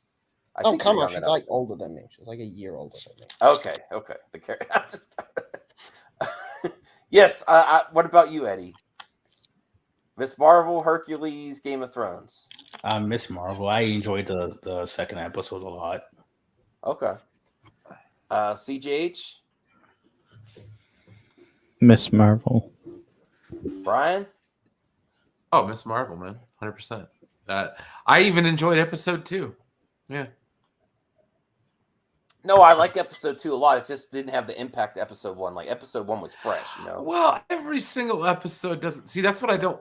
Okay, that's one of these things about these shows that kind of sucks. It's like everybody expects this big spectacle, and it's like when we get one of these smaller scale shows, it's like, I enjoy that. That's what, oh yeah, Ian Pinocchio, Guillermo del Toro Pinocchio. I forgot that's in there too. But to keep it real, it's still hard to get used to the powers for me. I just I don't know. Okay. You don't like Hard Light? No, because I'm used to the traditional version with the polymorphic powers, all that stuff. It's just, it's I get it. It's to match up with Monica and Carol, but it's like, come on, like really, like I want the stretchy powers, but it is what it is. I think for me, another news story I just remembered from this week is they announced that 3 animated Avatar: The Last Airbender universe films are in production, and they're going to be coming to theater as well. So I think that is going to be my pick. Okay. That's great. I think I'm sticking with Miss Marvel. I think with Miss Marvel got the most at the end. Yeah, so Miss Marvel wins. Number 5. Yeah, if you had asked me last week when the show premiered, I would have probably had that at number 1 or number 2. But I'm kind of getting into that phase where it's not really newsworthy anymore because we're diving into the series and there's a few more weeks of it left. So unless the season finale is like banger or whatever, then I don't know if it's gonna be newsworthy for me yet or not. Unless it's like super revolutionary and we see like cameos from like Captain Marvel or Monica Rambeau or something. Or Blue Marvel, then I would throw it back in there, but not this week for me personally. Yeah. All right, so let's recap the top 5. Thank you, Brian. If you want to put that back up. Number 1, Joker 2 the musical, potentially with Lady Gaga. Number 2, The Boys, especially episode 5 with the musical number. Number 3, episode 5 of Obi-Wan Kenobi, and the finale, coming in strong with the finale, potentially an hour and 30-minute finale. We will have to wait and see. Number 4, Shredder's Revenge. TMNT is back. Beat 'em ups are back as well. One of the best beat 'em ups of all time was released this week. Get with it. And we need a TMNT resurgence again. And number 5, Miss Marvel. And no WTF. I don't know. Did we have any WTF? We didn't do a WTF this week. I mean, we could have did some stuff, but probably not. Yeah. Well, 2 Pinocchios. And William's back. That's WTF. Hey, you have a way to give away stuff? Don't you give away prizes on your Yes. Here, give some of your viewers a t-shirt for Black Phone. Oh, okay, cool. I have a PO box. Yes, I have to use. Buddy. Yeah, thank you, William. Thank you. Black Phone. I heard that was a good movie. Is it that Scott Derrickson that did the first Doctor Strange? I can't remember. I know Ethan Hawke's in it. I know what the premise is about because we've been pushing it all week. We had a screening on Tuesday that we're going to be going to, and we got a ton of stuff. We actually had the mask that looked like this. Oh. We gave those all away. Oh! Ton of t-shirts. You forgot your Madman. You got me real hyped when you said The Mask. Sorry, I didn't even think I was going to be on your show today. I just saw you on there. Okay. I'm like, That's cool. But yeah, send me a message of where you want me to send it. Okay, thanks, man. Sure. I'm looking. I want to check that movie out. I got to watch the trailer for sure. Trailer's creepy. The movie's creepy. The movie looks creepy. Is it getting good feedback from your from patrons? some of the people? The people we sent on Thursday said it was really good. It's a Blumhouse feature, which they haven't let me down yet. It's about a child has been kidnapped. He's being held captive. There's a phone in the room where the previous victims of the guy who are who are dead are calling that phone to help him out, to help him get out of that situation. So the premise of it sounds great. I mean, they sent us child-size T-shirts too in some cases, and I'm like, this is a movie about a child murderer kidnapping children. Put me little itty bitty of these T-shirts, so I thought that was kind of but everything about it looks good, so I think I'm going to go ahead. And Ethan Hawke's in it, like I said. Oh yeah, Ethan Hawke for sure. Yeah, I don't see too many things that Ethan Hawke is in that I'm disappointed in, unless it's a romantic comedy. Sure. Then I just won't see those. I think he was one of the best parts of Moon Knight. The travesty. Yeah, him and Oscar Isaac carried Moon Knight. I thought Moon Knight was one of the better things Marvel's put out. I thought Moon Knight was amazing. Yeah, it was. That's great. Like their shows. Yeah, their shows are out, to me, quality wise, are outperforming their movies. They just have more time to flesh out characters and to tell a cohesive story when you have 6 to 8 episodes as opposed to an hour and a half to 2.5 hours. Well, I want to give a heads up to viewers. We've reached the halfway mark of To The MAXX. We appreciate the panel. I know people have busy lives too, so you don't feel pressure to stay, but we're gonna have some party. You can go have some fun on just the lounge, and I'm going to end the stream on the Movie Madness Entertainment, and we're going to just continue on the lounge. So if you're not already over there, go check out Poindexter Lounge Pantheon now. The link is in the chat there, buds. Oh, okay. All right, so I ended it there. I got my We're already here. Too. Okay. I wrote it down, but then I remember my cam doesn't work, so I'm like, oh, that doesn't. Well, let's refresh these mailbag questions too. We have like 3 more. I'll try to get through them quick here. There we go. All right. So, let me refresh it here because I think CJH always sneaks one in there. All right. CJH says, could Darkseid be the last survivor of the Snyderverse since there is only one Darkseid? I would hope, regardless of what plans they have, they would bring Darkseid back because we need a big event. But who knows? I don't know what's going on. I don't think they know what's going on. I would love Darkseid to be returned, especially by Ray Porter. He did a great job. I think there was potential there to be one of the best villains of all time. I think a full movie more to explore could have been even better. Anyone else have what would you if you could only have one storyline to fall through from the Snyderverse, what would it be? Would it be Darkseid? What character? Darkseid. Yeah. We need to see Darkseid. Well, they need to resolve that storyline because one of the things, and here's where a reboot would really hurt them, is credibility. DC Films doesn't have the credibility to ever reboot at this point.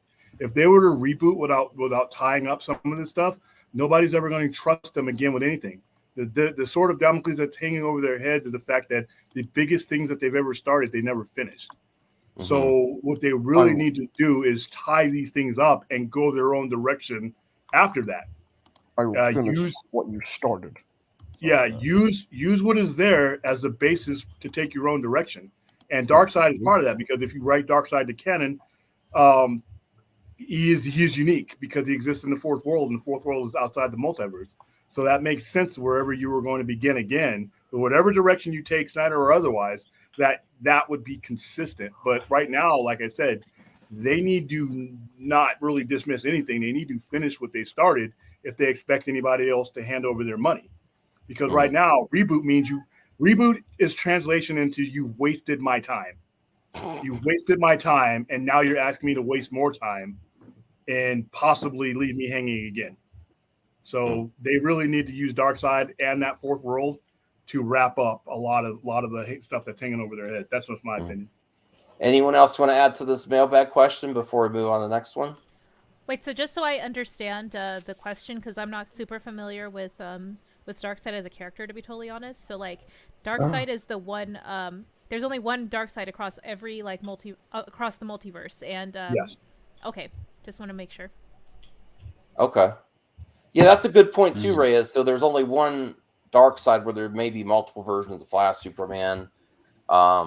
Even though kind of Darkseid appears in spoilers, Smallville. Yeah. Well, that's a joke. Oh, yeah. Yeah, I would. I definitely need to see Darkseid again.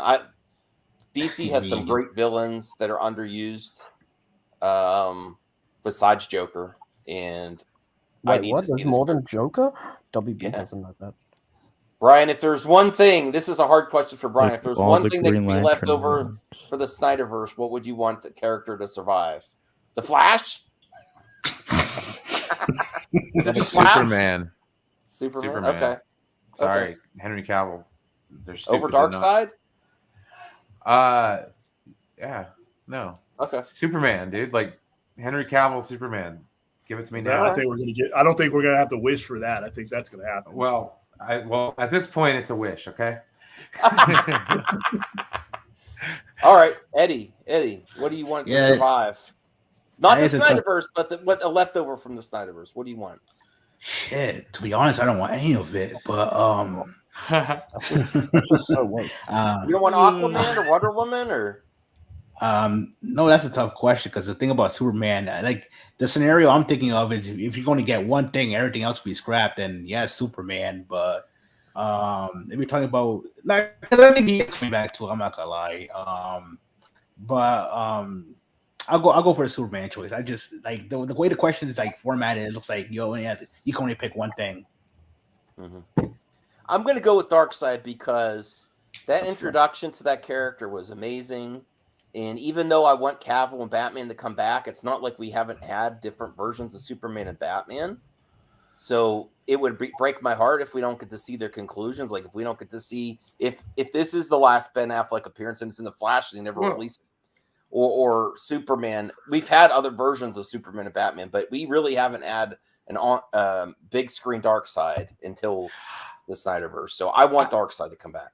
I have an addendum to Superman, though. I think it would be an olive branch to try to get some of the disaffected fans back. I think that would be another positive thing to be bringing back Henry Cavill. Yeah, we're not going to do this, but we're bringing Cavill back for sure. Especially since who knows about the Flash character? If you have Superman, Wonder Woman, Aquaman, that's still a good. It's not the Trinity, but that's still a good Green base. Lantern movie and a Martian Manhunter movie. Well, if Hamada's gone, we can get Fisher back.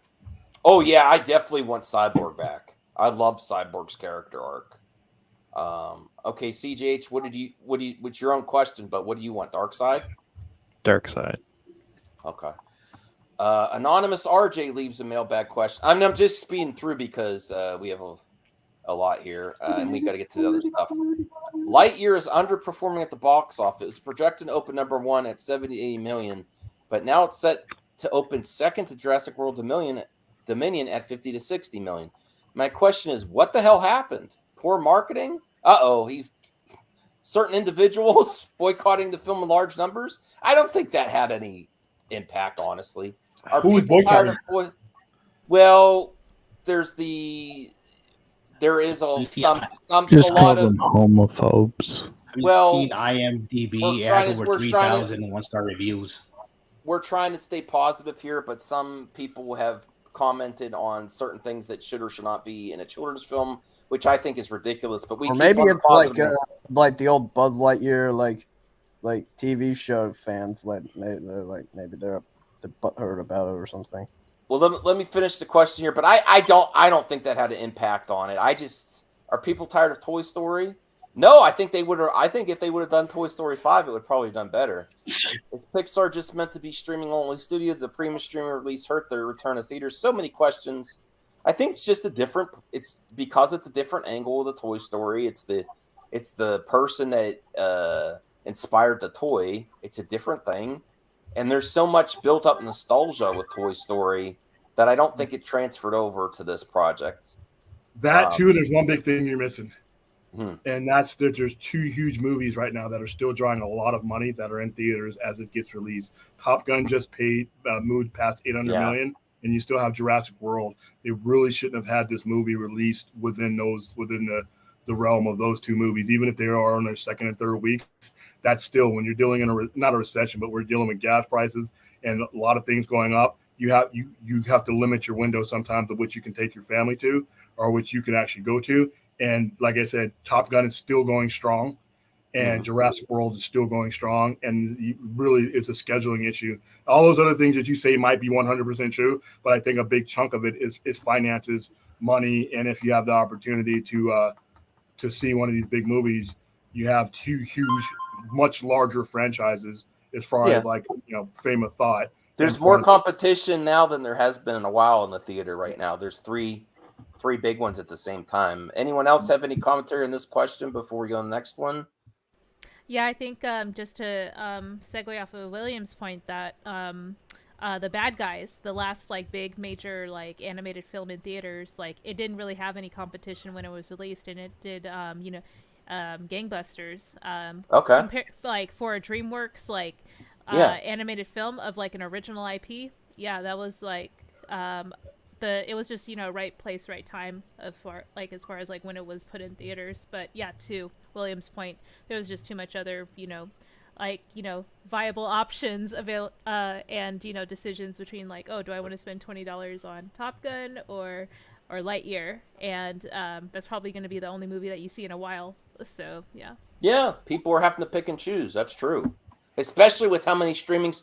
The other thing that the factor is let's be honest, if you're a movie fan, you're probably going to be subscribed to streaming service too, along with inflation and gas prices. That combination, you're probably going to be picking and choosing. It's not like every weekend. People that will go, oh, Buzz Lightyear will be on Disney Plus in a few months anyway. So anyone else have anything to add to this question from an anonymous? Resident Anonymous?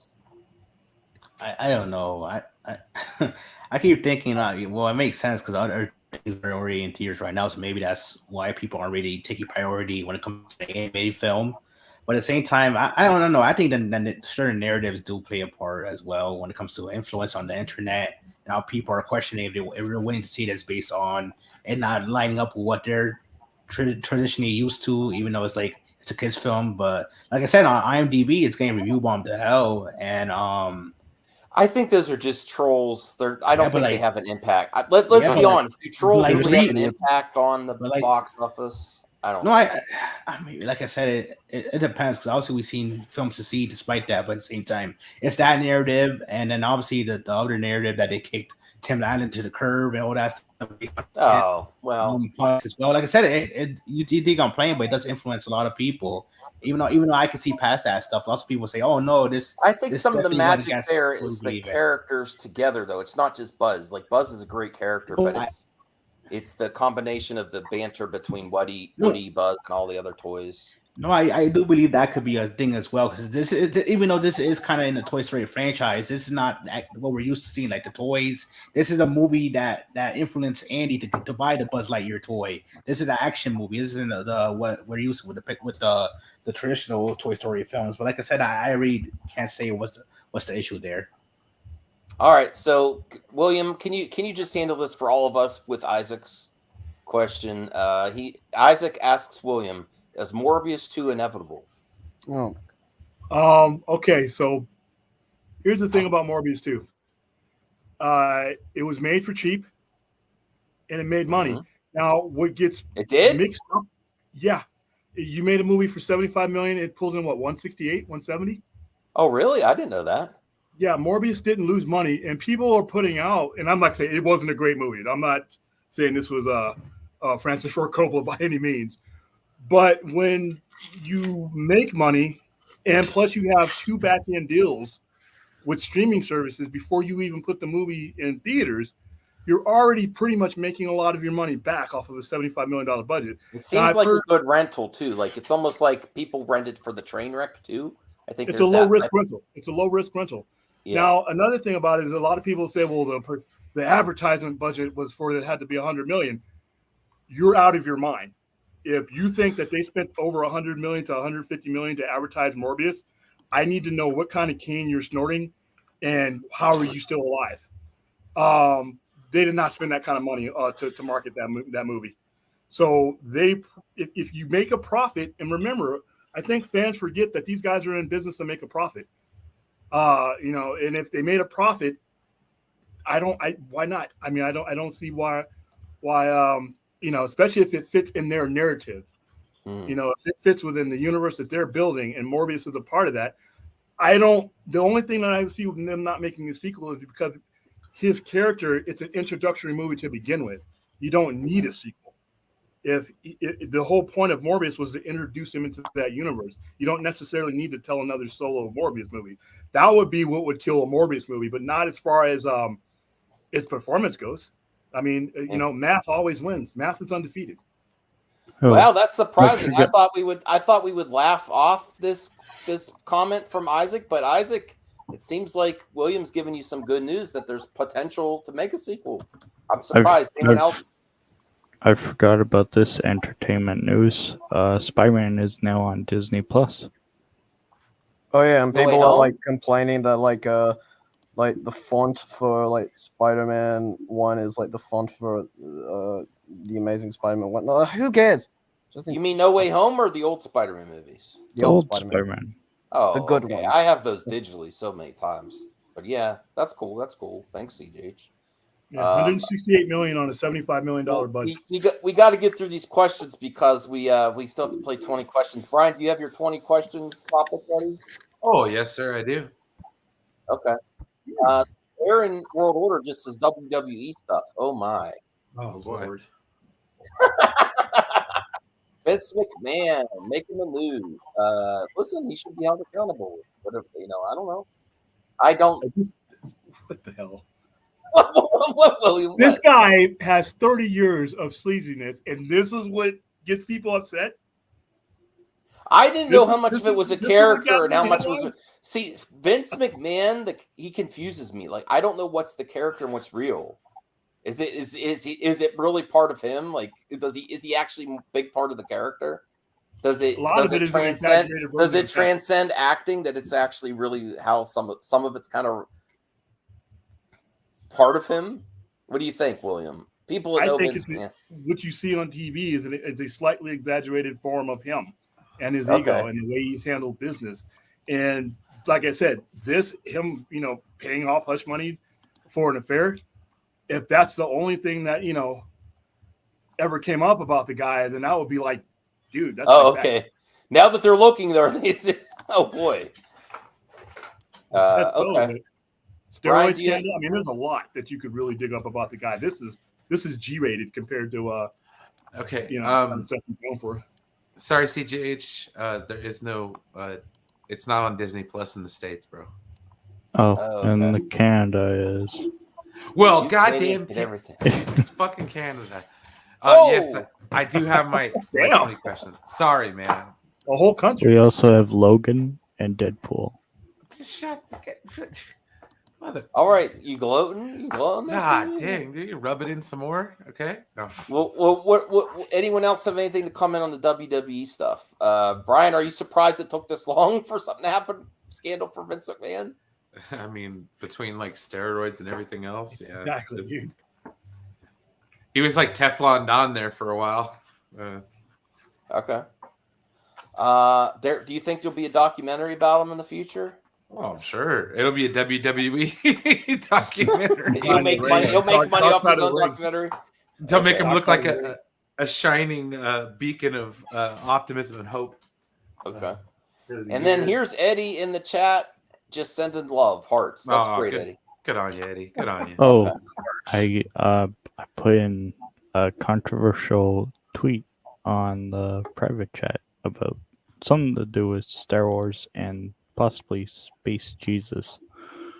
What? I don't know if this fits the show, CJ. I'll take a look at it. We're trying to stay on saw topic that. here. Isn't Obi-Wan Space Jesus? Isn't the way that I see those memes where it's Obi-Wan and I bought my mom this picture of Jesus and it's Ewan McGregor.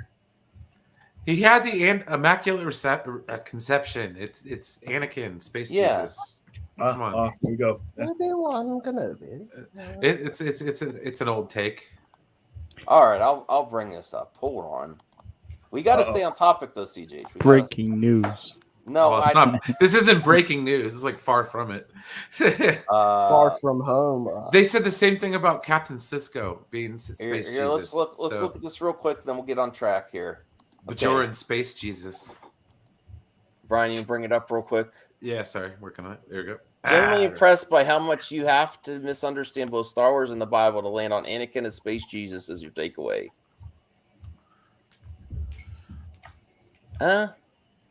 Wait, click the image there. Here?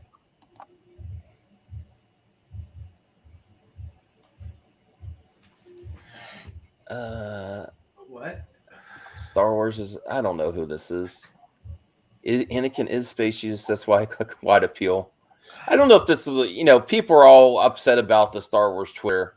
What? Yeah, because they're salty as hell. Yeah, I have no problems But with read number 4.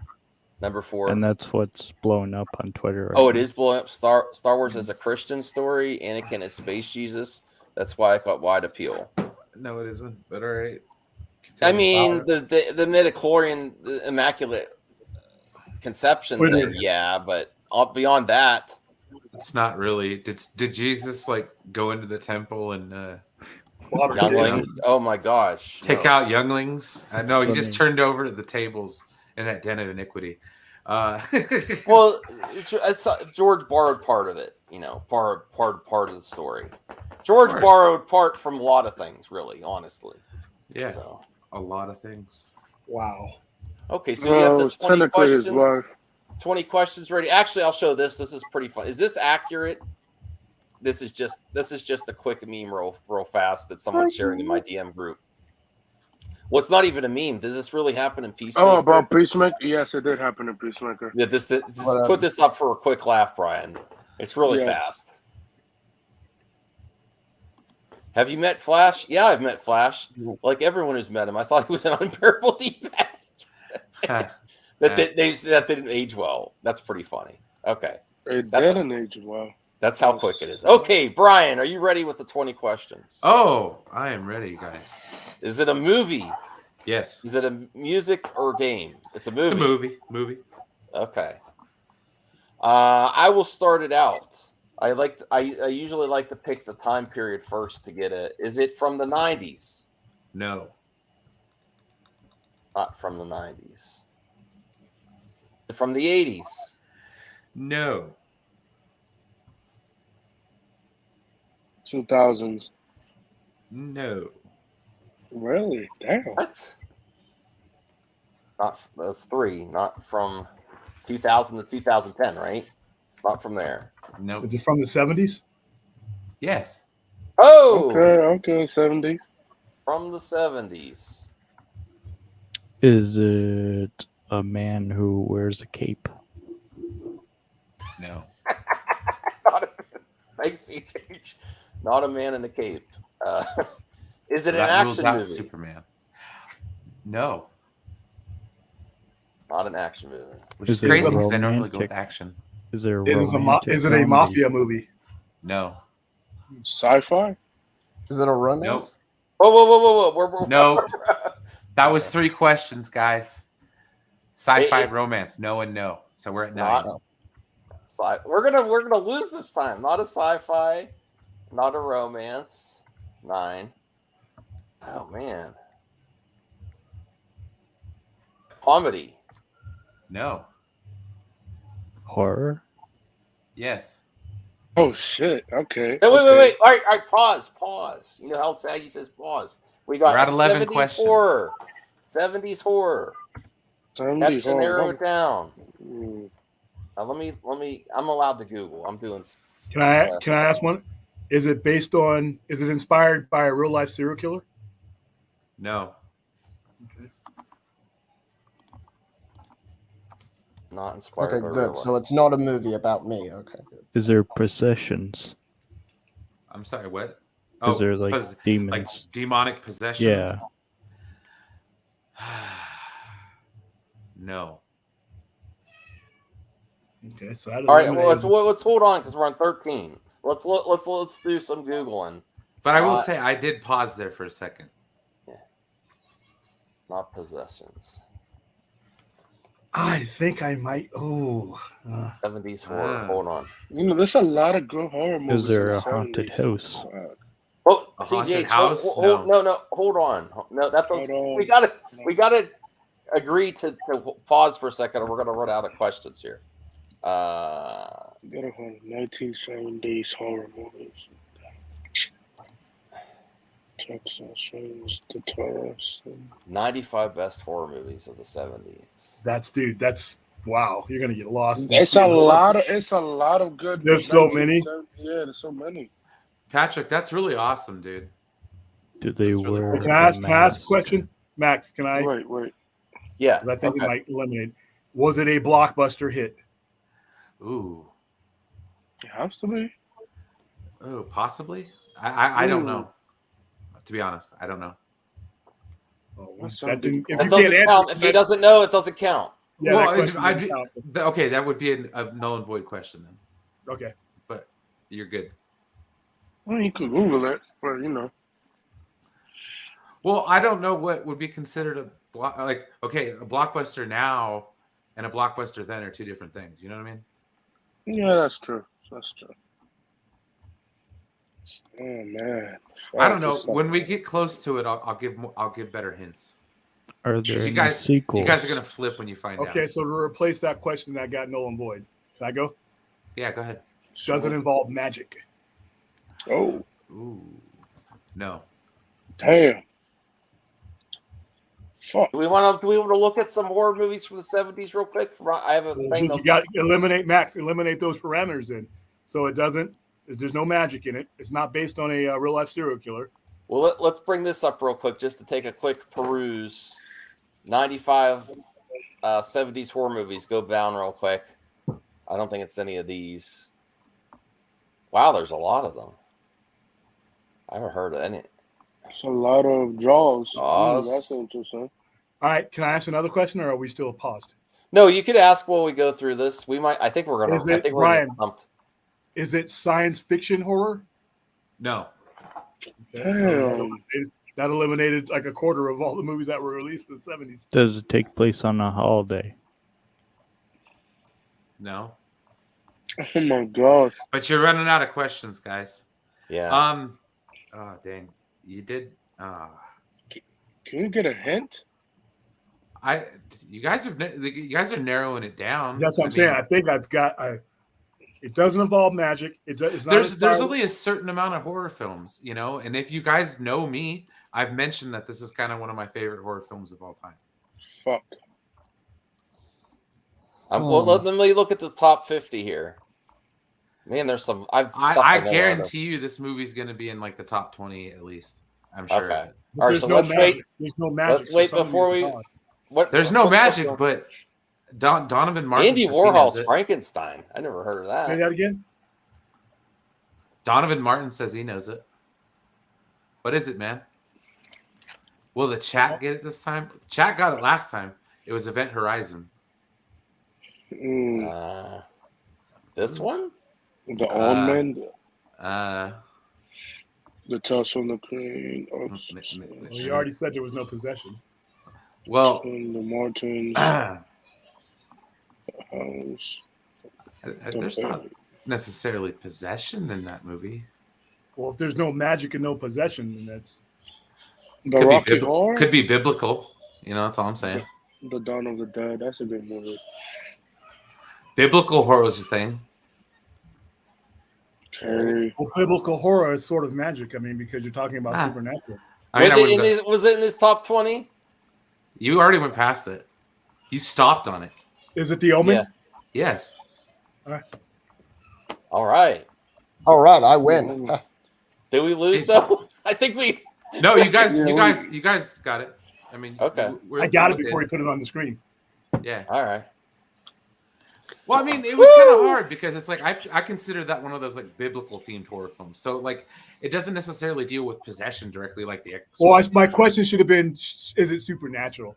Yes, that have taken care of it. There's not necessarily magic in it because like nobody's casting spells or anything like that. Traditionally magic, but it's one of my favorite kind of horror. Like I always like the biblical themed horror films that like deal with demons and stuff like that. I mean, I don't think it was a horror film; it was more of a thriller. But The Devil's Advocate. Oh yeah, with Keanu Reeves. I love that movie. That's probably one of my favorite Keanu Reeves movies. Just hands down. That's probably one of my favorite Al Pacino movies because that speech he gives at the end, where he's talking about, "I'm a fan of man, and I never judge." I'm like, yeah, I love that. Dude. Total Recall or Back to the Future? Damn. Ooh, Total Recall. Over Back to the Future, William? Listen, I have a special thorn in my side because Back to the Future, every time travel movie that's been made after that has used its BS time travel method, and I'm like, come on. Including Avengers Endgame. So, Total Recall. What a Back to the Future and Endgame? It's the time travel referencing in Endgame, Avengers Endgame. Okay. No, I'm pretty sure that was a deleted scene, but sure. No, it wasn't. It was I'm going back. Explaining going Back to the Future. Yeah. Anthony? Let's say Back to the Future. CGH? He's not here. Back to the Future. Eddie? I've never actually seen that poster before. It's a good poster, Eddie, you still there? Eddie Diaz, pick up. I think we have some people who fell asleep on the stream. Brian, what are you picking? Brian? Back to the Future. I mean, I like Total Recall, but Back to the Future, like, I'm sorry, you're just too damn loud. William, you still sticking with Total Recall? Yeah. Axel? He's going to lose. Probably Back to the Future. It's all subjective, man. Yeah. Rhea, are you still there? Do you want to pick one of these over the other? She might be busy. Okay. She's busy. Let's go Back to the Future. Back to the Future wins. All right. 28 laters or 300? Oh, 300. 300. I'm going on 300. A panel full of Zack Snyder fans. 28 days later. Frank Miller fan, actually. 28 days later. Yep. I've never. We actually seen 300. we actually have to do a count then. Okay, CJ, you're saying 28 days later. Anthony? 300 masterpiece. I'll go 300. Eddie? Oh yeah, Eddie's asleep. Brian? 28 days later. William? 300, man. Frank Miller's classic. Axel? Okay, 300 gets it. Let's be honest. The sequel to 300 was garbage. I didn't see it. I always forget there was a sequel. Rise of an Empire, it wasn't that very good. Shrek. Warner Brothers. Jerry Maguire. Shrek 2. Okay, Axel, go first. Shrek 2. William. Shrek 2. William. You said Jerry. Okay, Brian. Jerry Maguire. Jerry Maguire. Bully Maguire. I'm going Shrek 2. CGH. Shrek 2 is a cinematic masterpiece. No. Jerry. Anthony. Jerry. Okay, so I think that's a tie. We have to go to the chat. Okay, stop spamming one. There's 2 Shreks. Come on. Okay, there's 2. Come on, chat. We count on you. Should we call it for Shrek? Donna? Yeah, whatever. Go for Shrek, yeah. Shrek. All right. Nightmare Before Christmas. Eternal Sunshine. Absolutely no competition here. Eternal Sunshine and Spotless Mind. It's Jim Carrey's best performance. It's her best performance. She should have won her Academy Award for this one. This is probably one of the most underrated movies of the last 30 years. And one of the most highest quality. It did win an Oscar for screenplay, but these need to be on the same screen with each other. This is more fun with William. Did you notice that, Brian? And you know what? I'm gonna go right after you, William, and say I'm still picking Nightmare Before Christmas. I agree. You have valid points, though, William. You have valid points. I agree with Williams 100%. Yeah. She should have got an Oscar for that, but fuck the Oscars. Axel, what do you think? Nightmare or Nightmare Before Christmas. Brian? I'm gonna do the TW. Pass. Okay, pass. Okay. CJH? We're losing everyone. Nightmare. Nightmare. Anthony? Eternals. So did Eternals win? Okay. Everyone's afraid to go up against William. Well, not me. Not No, me. I'm not afraid. I fear no man. No, they're both great movies. They're both good movies. They're both good. I haven't watched either one. So you need to watch Eternal Sunshine. It's actually a great movie, and it's got science fiction elements to it. The Borat. Why is Borat? The others. Others. Yeah. Others. Borat. I'd pick Borat. Depends on if you're in the Borat. I mean, it depends on the mood you're in. Anthony, you go first. I'll say the others. CJH? Borat. I'm going Borat. Brian? Borat Sagdayev? Yeah, Borat. William? Others. Axel? Hey, my name is Borat. Yeah. How does Borats that hurt? Does that hurt, William? Enosh. No. Hello, Enosh. Enosh, get in here, Enosh. Good if you're Lord. available. No. Well, the Nosh is here. No. Come on, Poindexter Enosh. I miss you, Lounge. man. I miss you. He's probably already taken his sleeping meds already. Don't let him on. Quantum of Solace, the sister under the traveling pants too. Can we put down haven't seen that? Yes. Has anyone you. seen that? If No. anyone has actually seen this, you're getting kicked off the show. William, have you seen the sister of the traveling pants too? We promoted it, so I was You have kind to of watch the second one. but it's first one. Quantum of Solace. That's an easy one. We haven't seen it. Pulp Fiction. Quantum of Solace. Come on. Ooh, that's not fair. I'm going first. I'll pick Quantum of Solace. Damn. Wow. Oh shit. I love Pulp Fiction, but I'd rather watch Quantum of Solace again. They're both good fucking. Quantum of Solace is the one everyone hates of Daniel Craig's. That's a good action, that movie. Anthony, you go first. Fuck. Pulp Fiction. CJH. Fuck. Royale with cheese. Pulp Fiction. I'm going Quantum of Solace. Brian? Okay. Dude, Another Way to Die, man. Quantum of Solace. Mm. I hate Pulp Fiction. I fucking hate that movie. Excuse my language. Hater. Oh, I am, good sir. William, what are you going with? Quantum of Solace by an inch. Oh, really? Thank you. Thank you, William. Axel. Let me think. Probably Quantum of Solace. Okay. Beat out Pulp Fiction. Funny. Spider-Man 3 is Oh, garbage. God, no. Spider-Man 3. Spider-Man 3. Get it out of there. Garbage. Spider-Man 3. William, go first. Dead Poet Hey. Society versus Spider-Man 3. Garbage. God. I like Spider-Man 3. I got customer versus Spider-Man. Dead sorry. Poet Society. Okay. Dead Poets Society. I'm sorry. Spider-Man 3 was hot garbage. Thank you. Axel, Dead Poet Society or Spider-Man 3? Spider-Man 3. Oh my gosh, Lord God mercy. Spider-Man 3. Oh my goodness. Poets. Oh my Okay, goodness. it's a tie. We have to go to the chat. We have to go to a Dead Poet Society because I'll never vote for something I want my money back for. I got my money for Wow. Spider-Man 3. I love that criteria. I got my money back for Spider-Man 3. I'm grateful for that. You guys, Chat, Dead Poet Society or Spider-Man 3? Poets.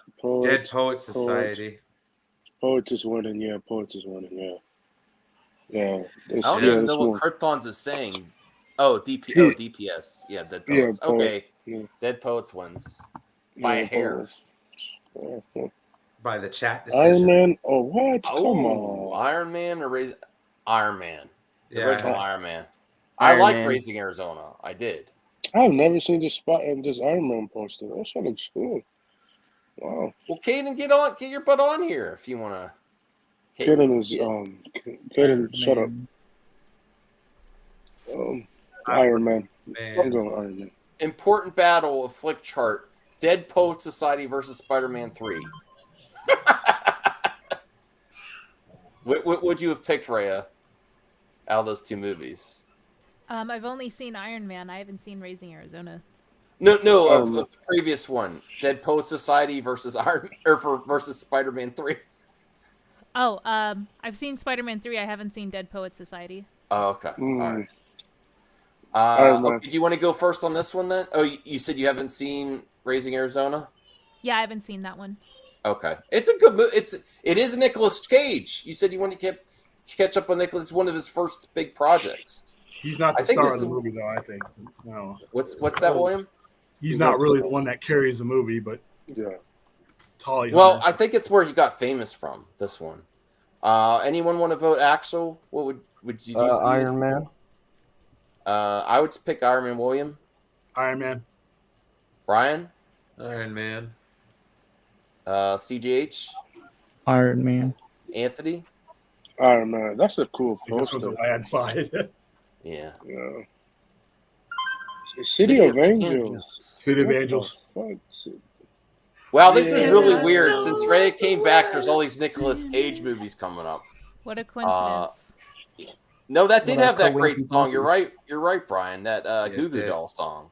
Yeah, wasn't it Goo Goo Dolls? Iris. Yes, it was. Fantasia. Iris from the Goo Goo Dolls. I would still pick Fantasia. Jesus Christ. Wow. I like classic Disney, being experimental, music, animation. I'll say City of Angels. Anthony, what are you going with? I'll say City of Angels. CJH? Fantasia. Okay. Brian? Oh, that's Fantasia, dude. I'm sorry. That movie used to scare the shit out of me as a kid, but it's a classic. I've never even... Well, I think I've watched bits and pieces of City of Angels, and the only thing I really remember from it is that Iris song. So Yes. William? City of Angels. Axel? Never seen either. Rhea, do you have a pick here? Do you see either one of these? No. Okay. I think Fantasia won, I think. Disney is going to make a live-action movie of Fantasia. please don't. Who are they going to cast that's making goddamn mouse? I hope they make it. They made a Fantasia 2000. Animal House versus The Sound of Music. How are you going to do that to me? That's tough. Brian's first. Oh, you son of a bitch. Dude. I'm sorry. The Sound of Music. It gave us Julie Andrews. Yeah. Julie Andrews. And just to give everyone a heads up, I think we'll go like 10, 15 more minutes. Does that sound good to everyone? Because I know everyone's busyness. Anthony, what do you want to pick? I haven't seen both of these, so I say pass. Okay, CJH. All right. The Sound of Music. Okay. This is a hard one. I think I'm going Sound of Music. Eddie, you're still there? Or did you fall asleep? It's probably eating. Okay, Brian. Oh, you went already. Yeah. William. Callie. Sound of Music. Axel. Animal House. And Ray, did you have a pick on this? Yeah, Animal House. Animal House. Oh, wow. I think Sound of Music still won, though. Close. Yeah, it did win. Yeah, it was close, though. Dodgeball versus Interview with the Vampire? Is this a serious one? Yeah, no, this is what's weird about this site. Sometimes there's really good matchups, sometimes there's like weird. Yeah, you have to pick one. You go first, William. Interview with a Vampire by like a mile. Rhea, what do you pick? Dodgeball versus Interview with the Vampire? I've only seen Dodgeball. We'll go Dodgeball then? Okay. Rhea, Axel? what's It's a good. They're thinking about remaking it, I think. Oh, you're gonna remake Dodgeball? No, a new Interview with the Vampires or sequel or series or something. Who made this movie? Fired whoever thinking about it. Axel, do you have a pick here? Okay, no. Brian. I'm gonna go with the Dodgeball. Interview with the Vampire. You know, Tom Cruise, Brad Pitt, Kirsten Dunst. Christian Yeah, Dunst, Dodgeball. dusty ass. It's before Small Soldiers, dude. I think I'm gonna go with Interview with the Vampire. Anthony? Yeah, I'll go with the same vampires. By the way. Charlie, what the? Get the fuck Oh, out. come on. If no one's picking. Listen, I will publicly shame you if you pick the remake of Charlie Chocolate Factory over Big. No. Who's picking Tim that? Burton. Does anyone Nobody. pick that remake? Was I'm sorry. No, I shouldn't Willy say that. I Wonka. apologize. Never Willy mind. I Wonka. don't want to be a Faith gatekeeper. Chocolatier. Does anyone actually like? Never mind. Does anyone actually like the remake with? That's my No, jam. no, What are you thank talking you. about? No, thank you. William, what do you think about that remake with Johnny Depp? I didn't.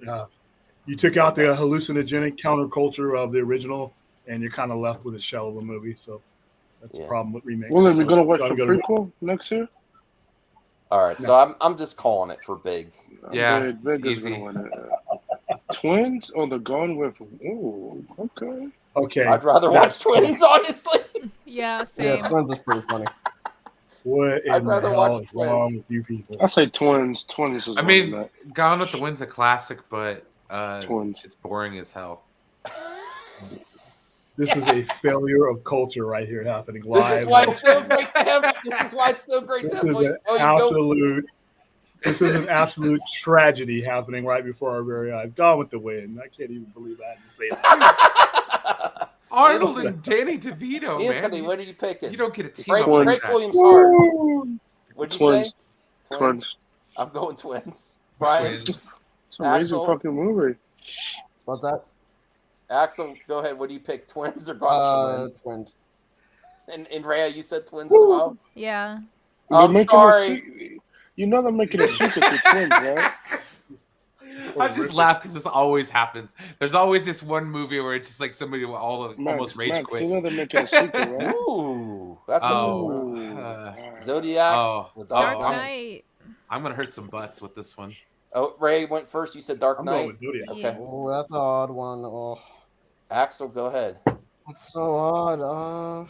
They're both good movies. Can't See, choose. They're sometimes so they have good matchups like this. Yeah. That's too good of a matchup, though. Well, you have to pick one. Go ahead, Axel. Come on. The Dark Knight. Yeah. William.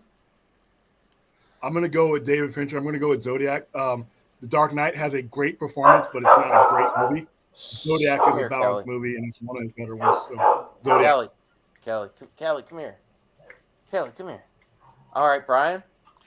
I'm gonna go with Zodiac. I think The Dark Knight is overrated. Sorry. Oh, Yes. I'm going with Zodiac. Zodiac. Yeah, I'm going with Zodiac. Oh, did Zodiac win? Yep. Is that one? Yep. Oh, Yeah. wow. The Zodiacs have it. Oh man. Okay. The Zodiac. The Zodiac. Star Trek 09. Oh, I- easy, dude. The movie that Yeah, saved a that one's franchise. no winner. Ice Age. Yeah. Oh, that's right. I said Okay. Ice Age first. Go ahead. All right, Axel. Ice Age. William. Star Trek. Brian. That movie saved a franchise. We wouldn't have Star Trek today if it wasn't for Yeah, 2009. but fuck JJ. Love or hate J.J. Abrams, I'm telling you, it's going to lose to Ice Age, and I'm going to be upset. But I'm just saying, like, Star Trek 09 is why we have Star Trek today. Hands down, course. sorry. All right, Anthony. Oh, Star Trek. I hate JJ Abrams. He's garbage, but Star Trek all the way. Respect. I really like the first Ice Age. I like all Ice Age movies, most of them actually. But I'm gonna go with Star Trek. I'm gonna go Star Trek. Save the franchise. All right. It was his tryout for Star Wars. Saving Private Ryan. Oh, wow. Oh, I prefer Saving Ryan's Private. I'm gonna go first. Starship Oh. Troopers. Yeah. I love. I love Starship that Troopers. Yeah, you too, Rhea? Okay. Yeah. I love having fun at the movies. You know, Saving Private Ryan is an excellent movie. Dude. I want to have fun sometimes. Okay. I watched both these movies with my dad. Saving Private Ryan made my dad so mad we had to turn it off. Okay. Oh, wow. Like in the beach invasion, he was so pissed. Yeah. Like he got so angry because it was just so visceral. It was like no, he couldn't actually finish the movie. No, Starship Troopers. I'll start this off. My dad loves that movie, and I do too. All right, Axel or William. William. We got Casper Van Dien, folks. Saving Private Ryan. That's arguably the greatest war movie ever made, and it is so vivid. The first 37 minutes, I watched it in a room full of World War II vets. Half of them had to get up and leave because it was so visceral. Really? But yeah, it is the greatest. I think it's the greatest war movie ever made. So, yeah, Saving Private Ryan. I had fun with or the greatest. The greatest. I think I've long held that. It is that it's the greatest war movie ever made. Thanks for sharing that. That thing that was at your sci-fi center that you saw that you sat with. Nah, it was. We did a promotion. This is when I started these things when they were still doing them with interns, and we got to see it, and they showed it and I was in the Army at the time, so they took that must people. Have been emotional. Yeah, and for me it wasn't. I hadn't been to that. I hadn't been to war yet, but the people that were with us had been, and they were World War II vets. They had their hats on, their ribbons on. And these old men had to get up and leave. The first 37 minutes of that movie is some of the most intense things. And as somebody who's heard mortars and explosions live, not in a World War II setting, obviously, but that was when the sound technology was getting real good, and you could feel everything. And Steven Spielberg did a great job with that movie. It's an intense watch. But Starship Troopers was fun, but it's to me, it's not in the class of Saving Private Ryan. Wow, you make it really hard for me to say. Would you like to know more? But I know that's an amazing experience, William. But I always go with what I'd rather watch right now. Yeah. I love Saving Private Ryan. Don't get me wrong, and yes, you are right. It is the best war movie, like hands down. But I had fun watching Starship Troopers, man. Eddie, Saving Private Ryan. Okay. Anthony? See there? Oh, my bad. Saving Ryan. Yeah. Private Ryan, yeah. Okay. You know what? I'm going to switch to Private Ryan because that story that William said was really... I'm going to switch for William. Because I can't imagine experiencing something. You're making me do this? All right, I'm going to switch to... Yeah, because that's seeing it with actual war veterans, see how impactful it is. Dude, my dad wasn't a vet, and he reacted, so I can only imagine just being in that room with people who were there. Hell no! Haven't seen it. Just haven't seen it. There we go. Maybe we'll never see it again. Oh, The Shank versus The Incredibles. Ooh. I'm going first. Incredibles. Ooh. Incredibles. Yeah, Incredibles. Incredible. That movie's just incredible. I'm sorry. I would just prefer to watch The Incredibles right now. Shawshank Redemption. Yeah. Ryan? Shawshank Redemption, man. It's one of the greatest movies of all time. I'm sorry, dude. But it's not incredible. It's better than incredible. Wait, can I understand a little bit more about how we're supposed to pick? Because I'm going with what I would prefer to watch now versus which one is the better film. Some of these are objectively which is the better film, and no, it's just for fun, Ray. It's not that. It's just really what you're thinking that Okay, I just want to make sure. Yeah, people do tackle it differently. Like I think William is really on what's the better quality product, what's more important to film history. To me, I just go with what I'd want to watch. So it really, whatever your vibe is, I go with what I'd rather watch right now. If I was on Netflix and I only had two choices, I would go with Incredibles. Shawshank Redemption, man. That movie changed my life at one point in time, dude. You watch that movie and you kind of apply it to your life, and you're like, oh, wait a minute, because we build a lot of mental prisons, dude, and it applies. It taught me how to escape prison. Yeah, my mind. Eddie? Damn, this is hard for me. The Shawshank Redemption is a great movie in my opinion. I teared up a couple of times watching it, but I had to pick Incredibles. Brooks was here, and I think we're gonna give a 5 warning. We'll do 5 more, and then we'll end for the night. I think that's a good cutoff. I'm going Incredibles. Anthony? Incredibles is a masterpiece. Yeah. I like Redemption. I think it's a good movie. Yeah. I think Shawshank still won though, didn't it? Or was it Incredibles? No, Incredibles. Incredibles. It was Incredibles. Yeah. Sorry, William. Oh, that's me. Anchorman, The I'm Legend going- of Ron Burgundy. So this is number 1 out of 5 left, or The Sixth Sense. I hate The Sixth Sense. Give me Rhea, you want to Anchorman. go first on this one? Anchorman or The Sixth Sense? Anchorman. Anchorman. Axel? Anchorman. That movie is so funny. I love it. William? Anchorman is one of the very few movies I've ever got up and walked out of. So Are you kidding me? Sixth Sense. It has to be Sixth Sense. Okay. Well, William is a hater. We know that. No, I just don't like paying for pure trash. If I pay money, William then like Josh. I got to come up with an excuse to get my money back, or I have to leave. Okay, wow. Right. Wait, now I want to know what movies you actually walked out of. You actually walked out of Anchorman. Yeah. Is there any other ones you could share that you're willing to share? Oh, dude, there's Justice a couple. League. What's up? Justice League. No, I had to stay there for that. We were promoting it, so I was stuck. Oh my god, that sucks. Dude, where's my car? I walked out of that. Shibby. Saute. What was basket case or basketball? Basketball? Oh, come on. I haven't heard that in a while. Oh, Dumb and Dumber. I walked out of. You walked out of Dumb and Dumber? One of the truly dumbest movies I've ever seen. So yeah, there's a couple of them. Those are the ones that are at the service. Oh wow. Oh Okay. man. Brian? We're harkening back to a time when Will Ferrell was still funny. Yeah, you have to go. He's still funny. Prehistoric. If you want to go back that 2004 is pretty deep there, man.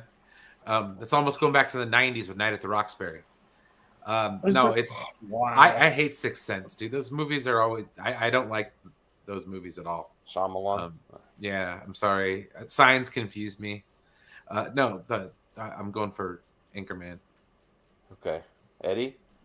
I go for The Sixth Sense. Okay, I'm going for Anchorman. Anthony? The same. I'm going for Anchorman. Sorry, William. The Anchormans have it. As long as I don't have to watch it, I'm okay. Oh, Jesus. What? Ollie versus Daredevil. Oh, man. Oh, for the onion of the night. Let me say something. I'll say this. Which Daredevil, the director cut? It says director's cut in the thing, but it just says Daredevil. Okay. Daredevil, just Daredevil. Does it really matter against Ollie Anthony? Pauly Wait, was is this bad. the director's cut? Of Pauly? It's a director cut on top, so yeah, Daredevil director cut. All right, I'm going Daredevil. Eddie? Daredevil. Brian? Pauly or Daredevil? Pauly, oh my God. Gonna go with Daredevil.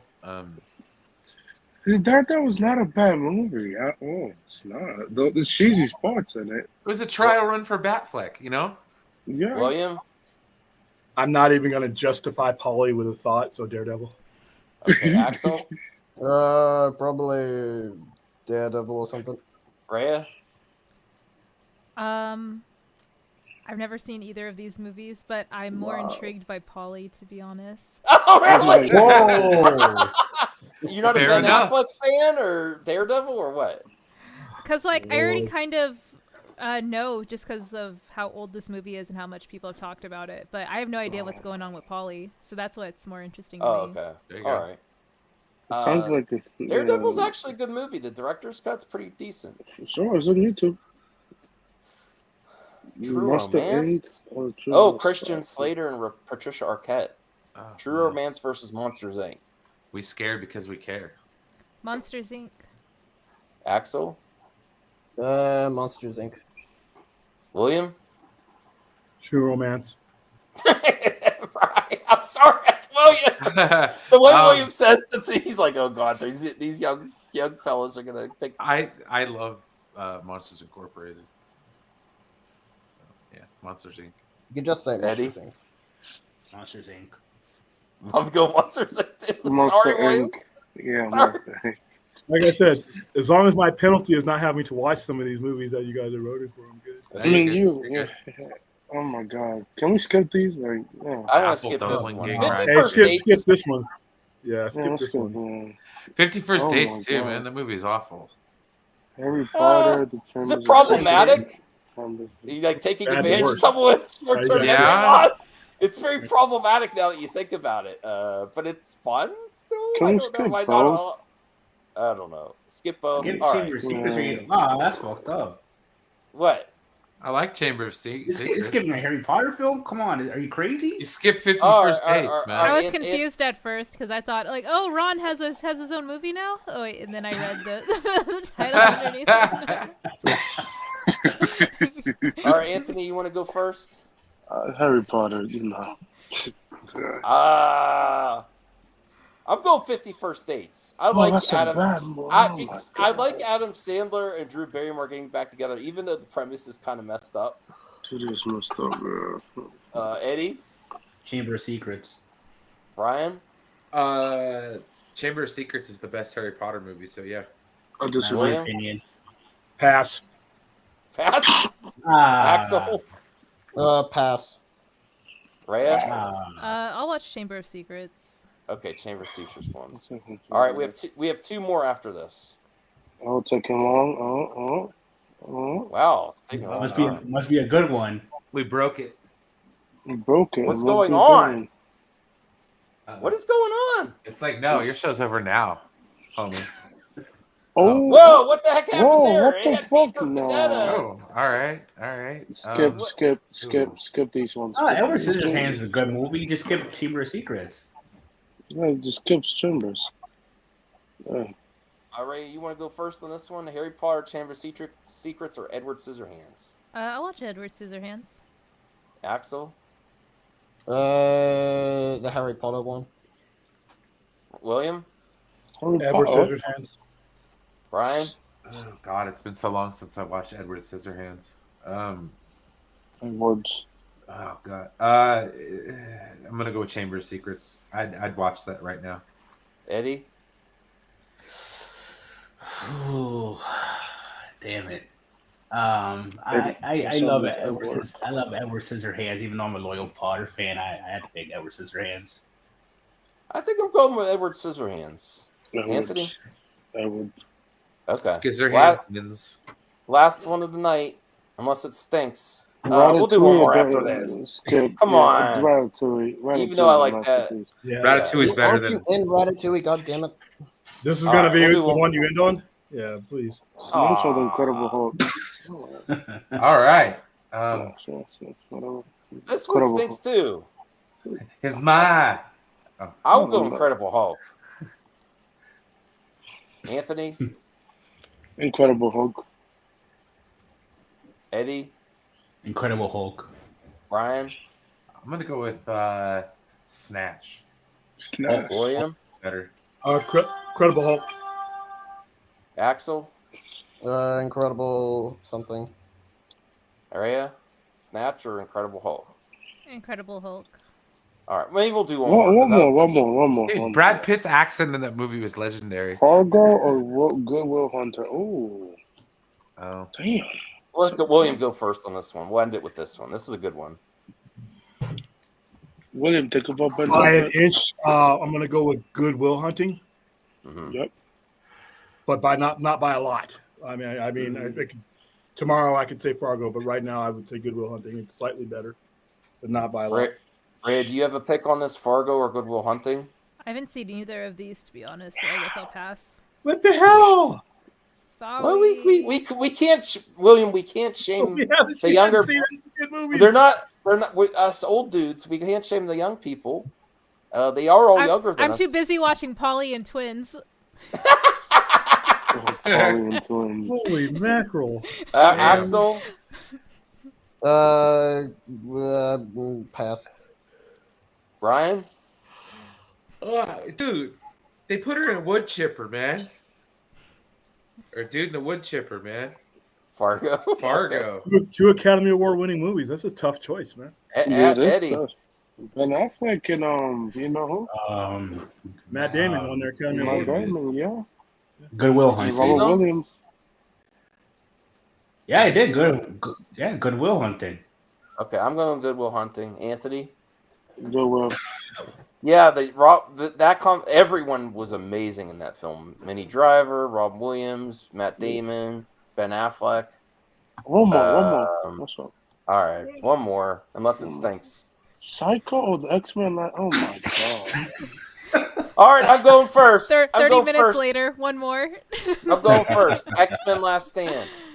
Oh wow! Oh, I picked Psycho. No, I really like Psycho, but I actually like X-Men: The Last Stand. I mean, for the end of Okay, a trade. so Rhea went first. Psycho, Axel. Probably X-Men. William, are you there still? Brian? Oh God. I don't think I've ever watched the original Psycho, but I cannot stand The Last Stand. I'm gonna go with Psycho.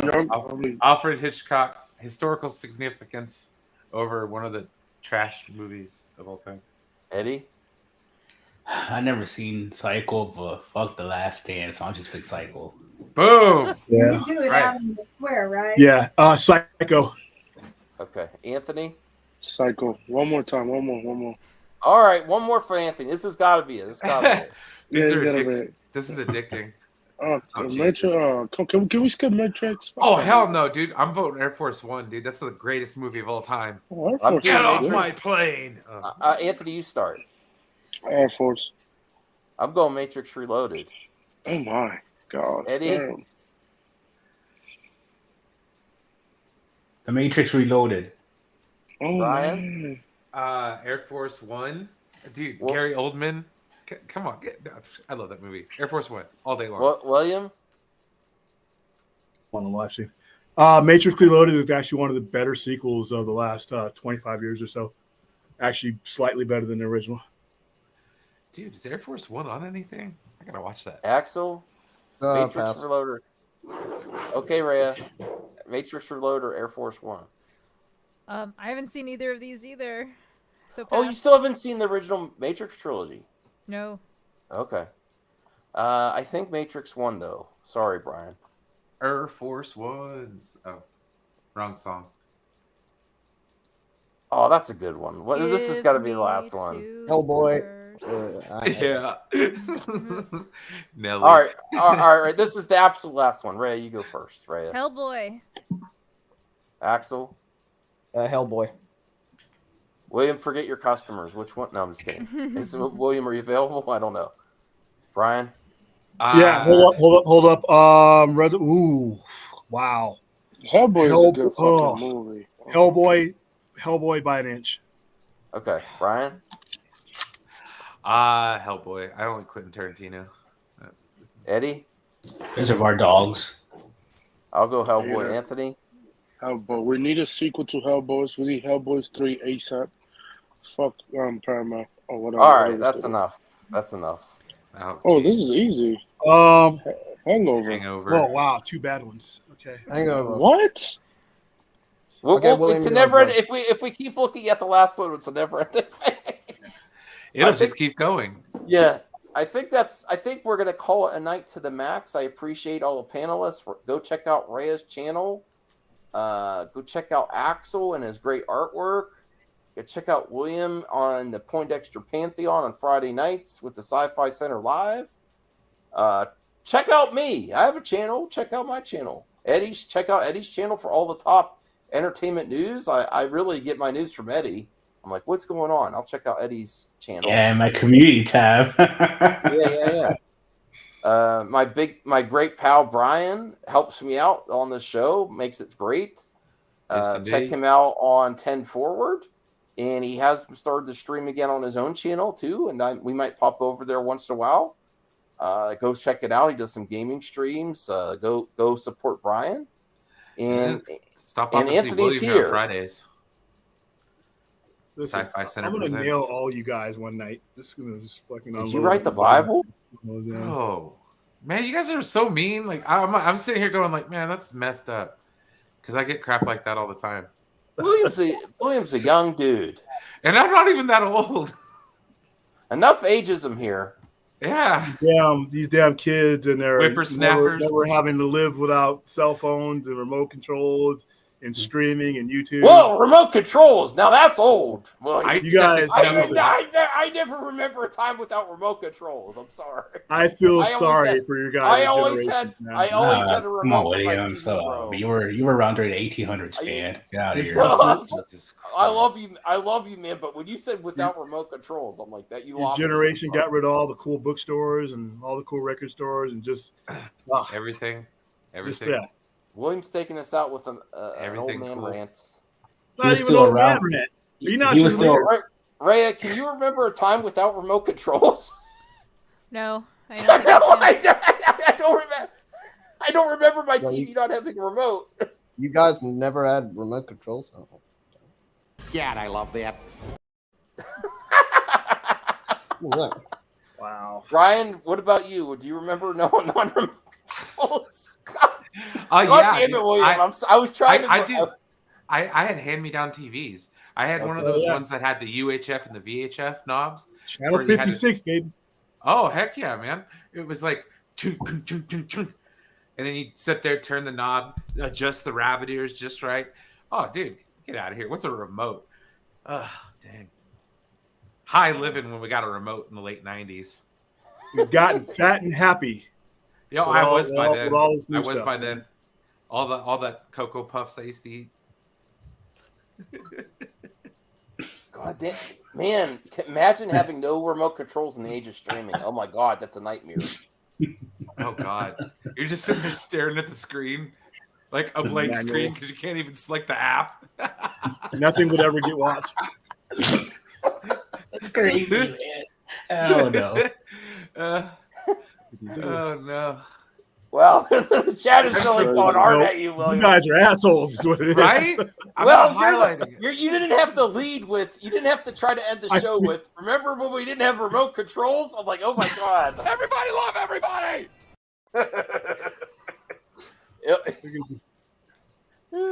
We had a shirt like that. Sci-fi. Well, you know what? Listen, dude. Remember when there were no remote controls? I gotta tell Enoch that. The 19-year-old's still on formula. Yeah, you just broke me. I realized how depressed I would be if all my remotes went away. I just was like, bad. How old are you, Max? I'm 40. I guess you would have been spoiled with remotes for your entire life. And cell phones your entire life. We were poor, but we can afford a remote. No, I'm talking about TVs didn't have them. I'm not talking about board. They didn't have them.